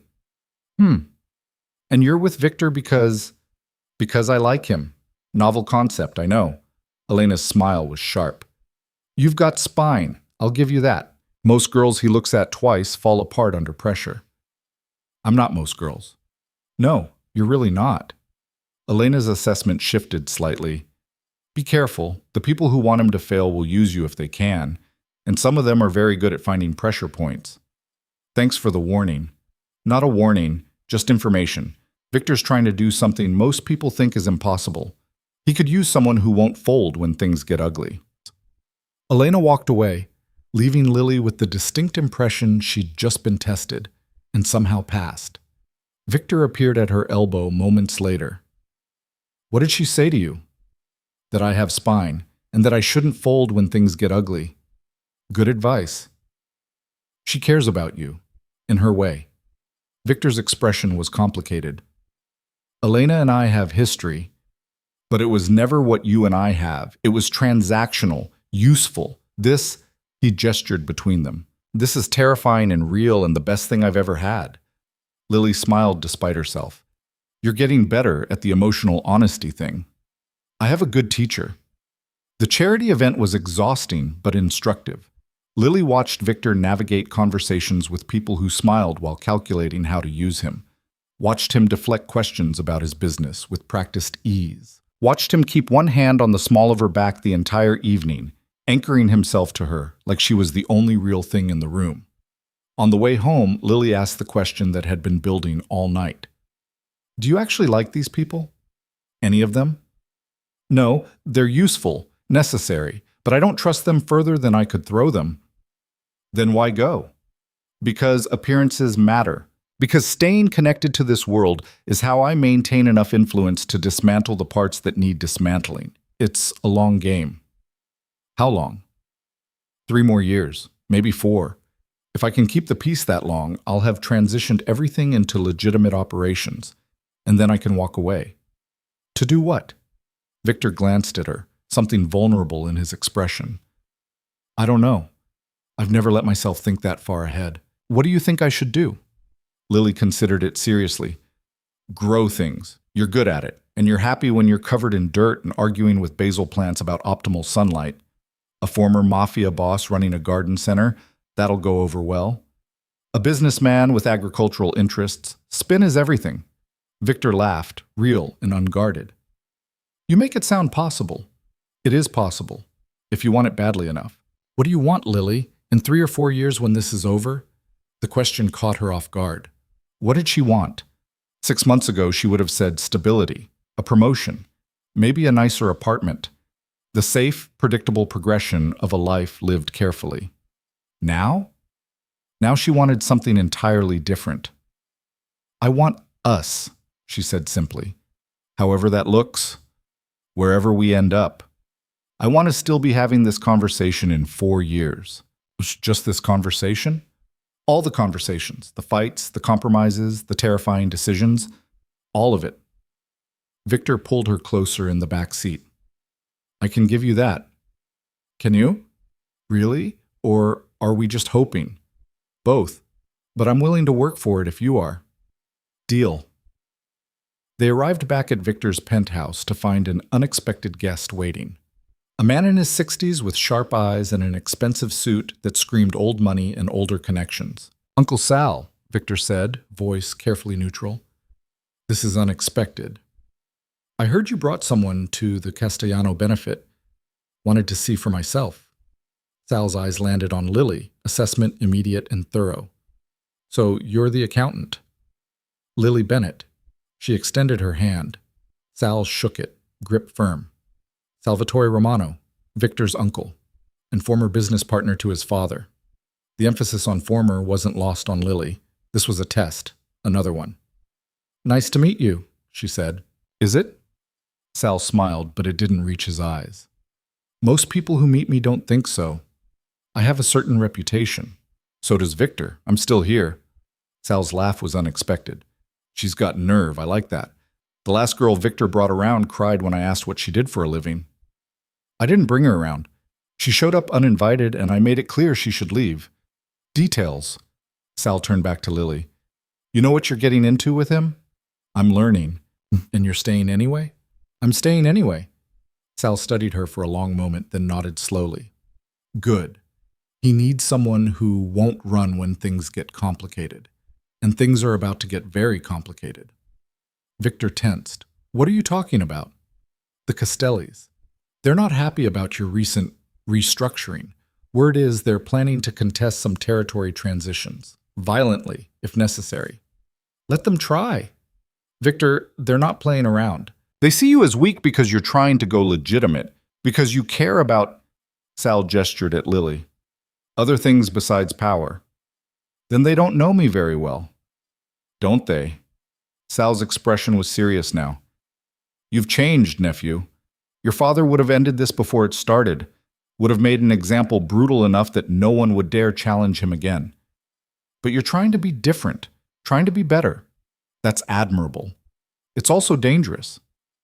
I'm handling it. Are you? Or are you so focused on protecting her that you're leaving openings elsewhere? The question hit home. Lily could see it in the way Victor's jaw tightened. What do you suggest? Victor asked carefully. End it. The relationship. Publicly. Make it clear she means nothing to you. Remove the target. No. Victor, I said no. I'm not using her as a pawn. I'm not pretending she doesn't matter. Find another solution. Sal sighed. Then you better be prepared for war, because that's what's coming. After Sal left, Victor paced his office like a caged animal. Lily watched from the doorway, processing everything she'd just heard. Talk to me, she said finally. He's right. Keeping you in my life makes me vulnerable. Makes you vulnerable. The smart play would be to end this before someone uses you to get to me. But you're not going to. No, I'm not. Why?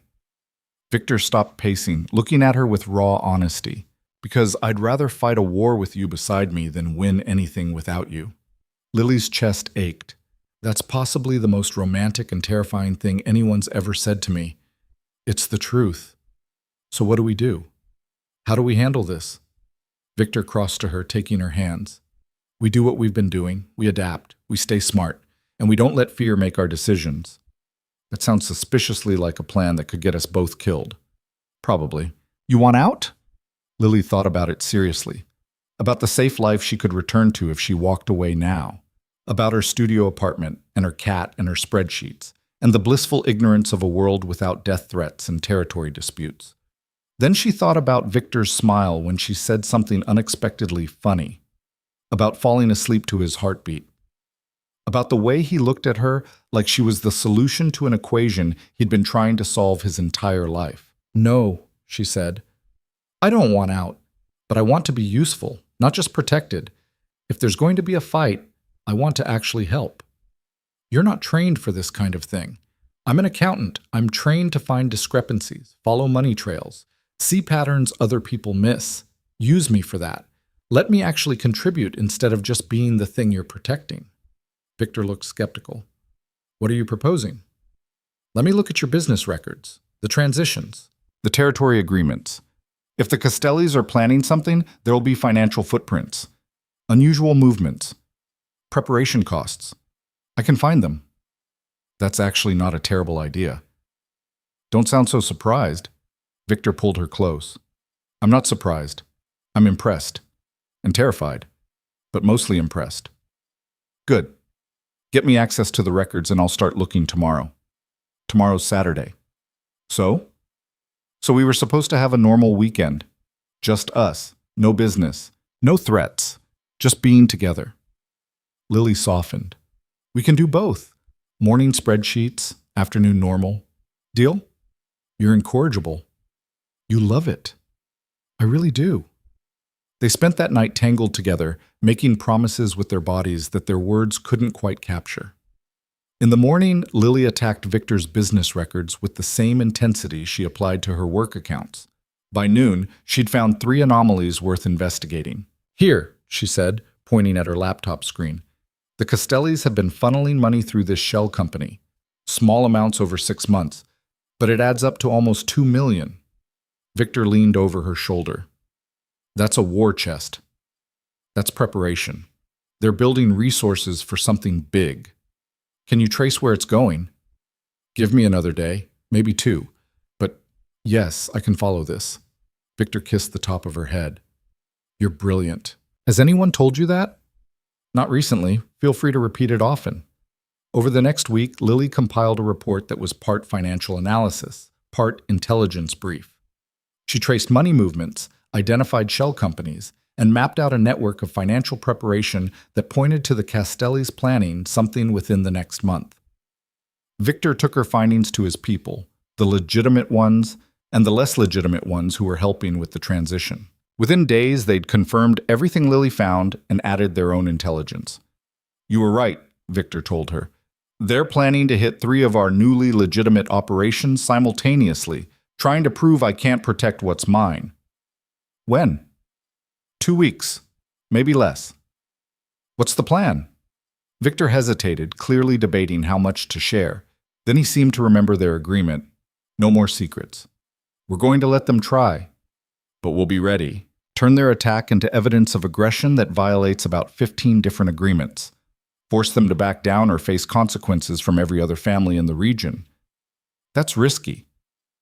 Everything's risky, but this way we don't fire the first shot. We just make sure the last one counts. Lily understood the game he was playing. It was chess with human pieces, and she was uncomfortably aware that she was one of them. "What do you need from me?" she asked. "Stay safe. Let security do their job, and trust that I'm doing everything possible to end this without more violence." "Okay, but Victor?" "Yeah?" "If something goes wrong, if this gets worse instead of better, I need you to promise me something. Anything. Don't lose yourself trying to protect me. Don't become your father just to keep me safe. I'd rather lose you to prison than lose you to becoming someone you hate." Victor's expression was raw. "That's a hell of a thing to ask." "I know, but I need to hear you promise." "I promise. No matter what happens, I won't become him." They sealed it with a kiss that tasted like hope and fear in equal measure. The next 2 weeks were tense. Lily went to work with security she couldn't see but knew was there. Returned to Victor's penthouse every evening to compare notes and strategize. They fell into a rhythm that was part normal couple, part wartime planning committee. The attack, when it came, was almost anticlimactic. The Castellis hit exactly when and where Victor's intelligence predicted. But instead of finding vulnerable targets, they found documented evidence of their aggression. Security footage, financial records, testimony from employees they'd tried to intimidate. Victor's response was calculated and devastating. He didn't retaliate with violence. He retaliated with lawyers, accountants, and enough evidence to bury the Castellis in legal problems for the next decade. He also quietly reached out to other families, making it clear that anyone who attacked his legitimate operations would face similar consequences. Within a month, the Castellis backed down, publicly apologized, agreed to honor the territory transitions without further contest. It wasn't a complete victory. There would always be challenges, always be people testing boundaries.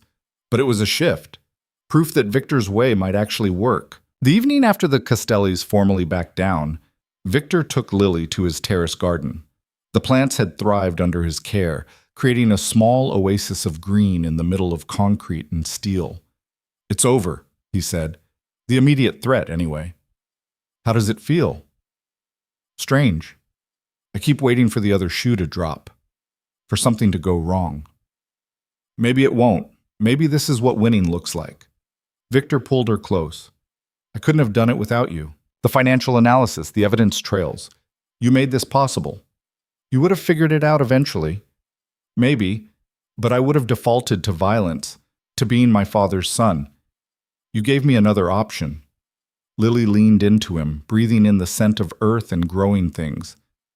"So what happens now?" "Now we live. We plan. We figure out what comes next.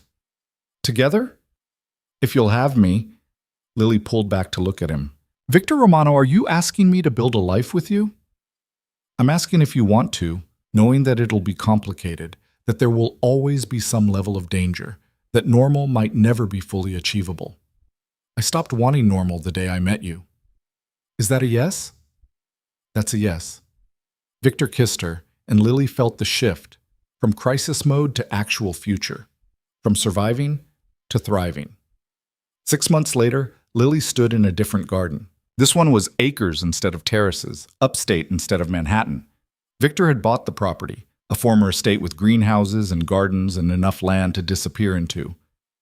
"What do you think?" he asked, watching her explore. "I think you're serious about this whole growing things plan." "I'm serious about a lot of things. Growing things, going legitimate, building something that doesn't require looking over my shoulder." "And you. I'm very serious about you." Lily turned to find him holding a small box. Her heart stopped. "Lily Bennett," Victor said, dropping to one knee on the garden path. "You've seen the worst parts of me and stayed anyway. You've made me want to be better, made me believe I can be. Will you marry me? Build this life with me? Grow things together, literal and metaphorical?" Lily's eyes filled with tears. "That's the worst proposal I've ever heard. Literal and metaphorical? Really? Is that a no?" "That's a yes, you ridiculous man. Obviously yes." Victor slid the ring onto her finger. Simple, elegant, nothing ostentatious. Exactly right. They kissed, surrounded by growing things, by the promise of spring and new beginnings and futures that didn't require violence to maintain. I love you, Lily said against his mouth. I love you too, more than I thought possible. Even though I'm terrible at gardening? Especially because of that. Someone needs to keep me humble. Lily laughed, and the sound echoed through the garden like permission to be happy. The wedding, when it came, was small. Lily's family, her mother slowly coming around to the idea that maybe Victor wasn't a complete disaster. Vanessa serving as maid of honor and asking invasive questions about the honeymoon. Uncle Robert trying to talk baseball with Victor's Uncle Sal and being surprised to find common ground. Victor's side was smaller. The people who'd helped him transition away from his father's legacy. The lawyers and accountants who'd made it possible. Elena, who hugged Lily and whispered, "You did good. Both of you." They exchanged vows in the garden Victor had been cultivating, promised each other honesty, compromise, and the courage to keep choosing each other even when it was hard, especially when it was hard. Lily became Lily Romano and somehow stayed entirely herself. She kept her job, got promoted actually, once the scandal fully died down, worked 4 days a week in Manhattan and spent the other 3 upstate helping Victor plan his agricultural ventures and getting dirt under her fingernails. They fought sometimes, about security measures Lily thought were excessive, about risks Victor thought she took too casually, about whose family to visit for which holiday, normal things and abnormal things and everything in between, but they always came back to each other, always chose conversation over silence, always remembered what they'd built together from impossible pieces.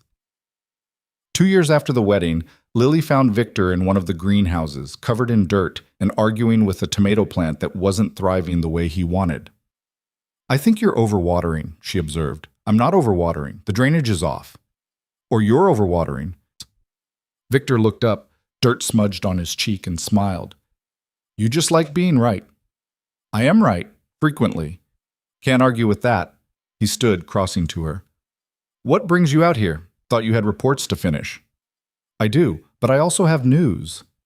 "Good news or bad news?" "Depends on your perspective." Lily took his hand, placing it on her still flat stomach. "We're going to need to make room for someone else. In about 7 months. Victor's eyes went wide. We're pregnant, yes. Surprise." "Surprise?" Victor's laugh was slightly hysterical. "That's one word for it. How long have you known?" "About a week. I wanted to be sure before I said anything." Victor pulled her close, careful and reverent. "We're having a baby." "We're having a baby. Are you okay with that?" "Okay with it?" "Lily, I'm terrified and thrilled and completely unprepared, and this is the best news I've ever gotten." Even better than the Castellis backing down?" "Not even close. This is your—" He seemed to run out of words, just holding her like she was the most precious thing in the world, which, to him, she was.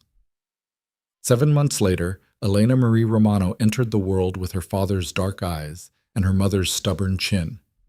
Victor cried when he held her for the first time. Lily pretended not to notice, too busy crying herself. They brought her home to the upstate house, to the garden that had become a sanctuary, taught her to walk between rows of vegetables and identify plants by their leaves, watched her grow into someone fierce and kind and entirely her own person. Lily's mother visited often, grudgingly admitting that maybe Victor wasn't the disaster she'd initially feared. Uncle Robert taught Elena about baseball. Vanessa spoiled her with impractical gifts and unsolicited parenting advice. Victor's transition away from his family's criminal enterprises became complete. He sold off the last of the questionable operations, distributed resources to people who'd helped make it possible, and walked away from that world with minimal consequences and maximum relief. He'd done what most people thought impossible, and he'd done it without becoming his father. The garden center they opened became unexpectedly successful. People came from all over to get advice from the former businessmen who somehow knew everything about optimal growing conditions and soil composition. Lily handled the books, finding the same satisfaction in balanced accounts that she'd always had, but now with the added bonus of working towards something they'd built together. Some nights, after Elena was asleep, and the house was quiet, Lily and Victor would sit on the porch overlooking the gardens. They'd talk about everything and nothing, about Elena's latest adventure, about which plants were thriving, about the life they'd built from broken pieces and stubborn hope. "Do you ever regret it?" Lily asked one evening, "leaving your father's world behind?" "Not even once." "Do you? Choosing this life instead of the safe one?" Lily thought about it seriously, about the junior accountant she'd been, invisible, careful, living a life so small it barely made a dent in the world. Then she thought about who she was now, mother, wife, partner in an agricultural business that shouldn't work but somehow did. "No," she said, "I don't regret any of it, even the scary parts, especially the scary parts. They made this possible." Victor laced his fingers through hers. "We made this possible. Together." "Together," Lily agreed. They sat in comfortable silence, watching the sun set over land they owned and gardens they'd grown. In the house behind them, their daughter slept peacefully, unaware of the violence and danger her parents had navigated to give her something better. This was what love looked like, Lily thought. Not the easy kind, not the simple kind, but the kind that required choice and courage and the willingness to grow into people who deserved each other. Victor had been wrong about one thing. Caring wasn't weakness. It was the strongest thing he'd ever done. Strong enough to walk away from power. Strong enough to build something better. Strong enough to choose growth over control, partnership over possession, love over fear. And Lily had been wrong too. She wasn't invisible. She'd never been invisible. She just needed someone to look at her the right way. Not through her, but at her, really at her. Seeing all the complicated, messy, real parts and choosing them anyway. They'd saved each other, in their way. Not from danger or violence or the consequences of their choices, but from the loneliness of living half-lives, from the weight of expectations they'd never agreed to, from the performance of being someone they weren't. They'd saved each other by being real, by being honest, by being brave enough to choose love even when it was terrifying. And that, Lily thought as Victor pulled her closer on the porch swing, was the only kind of love worth having, the kind that required everything and gave back more, the kind that transformed broken people into whole ones, the kind that proved wrong everyone who said it was impossible. They'd built a life together from nothing but stubborn hope and imperfect love. And it was enough, more than enough. It was everything.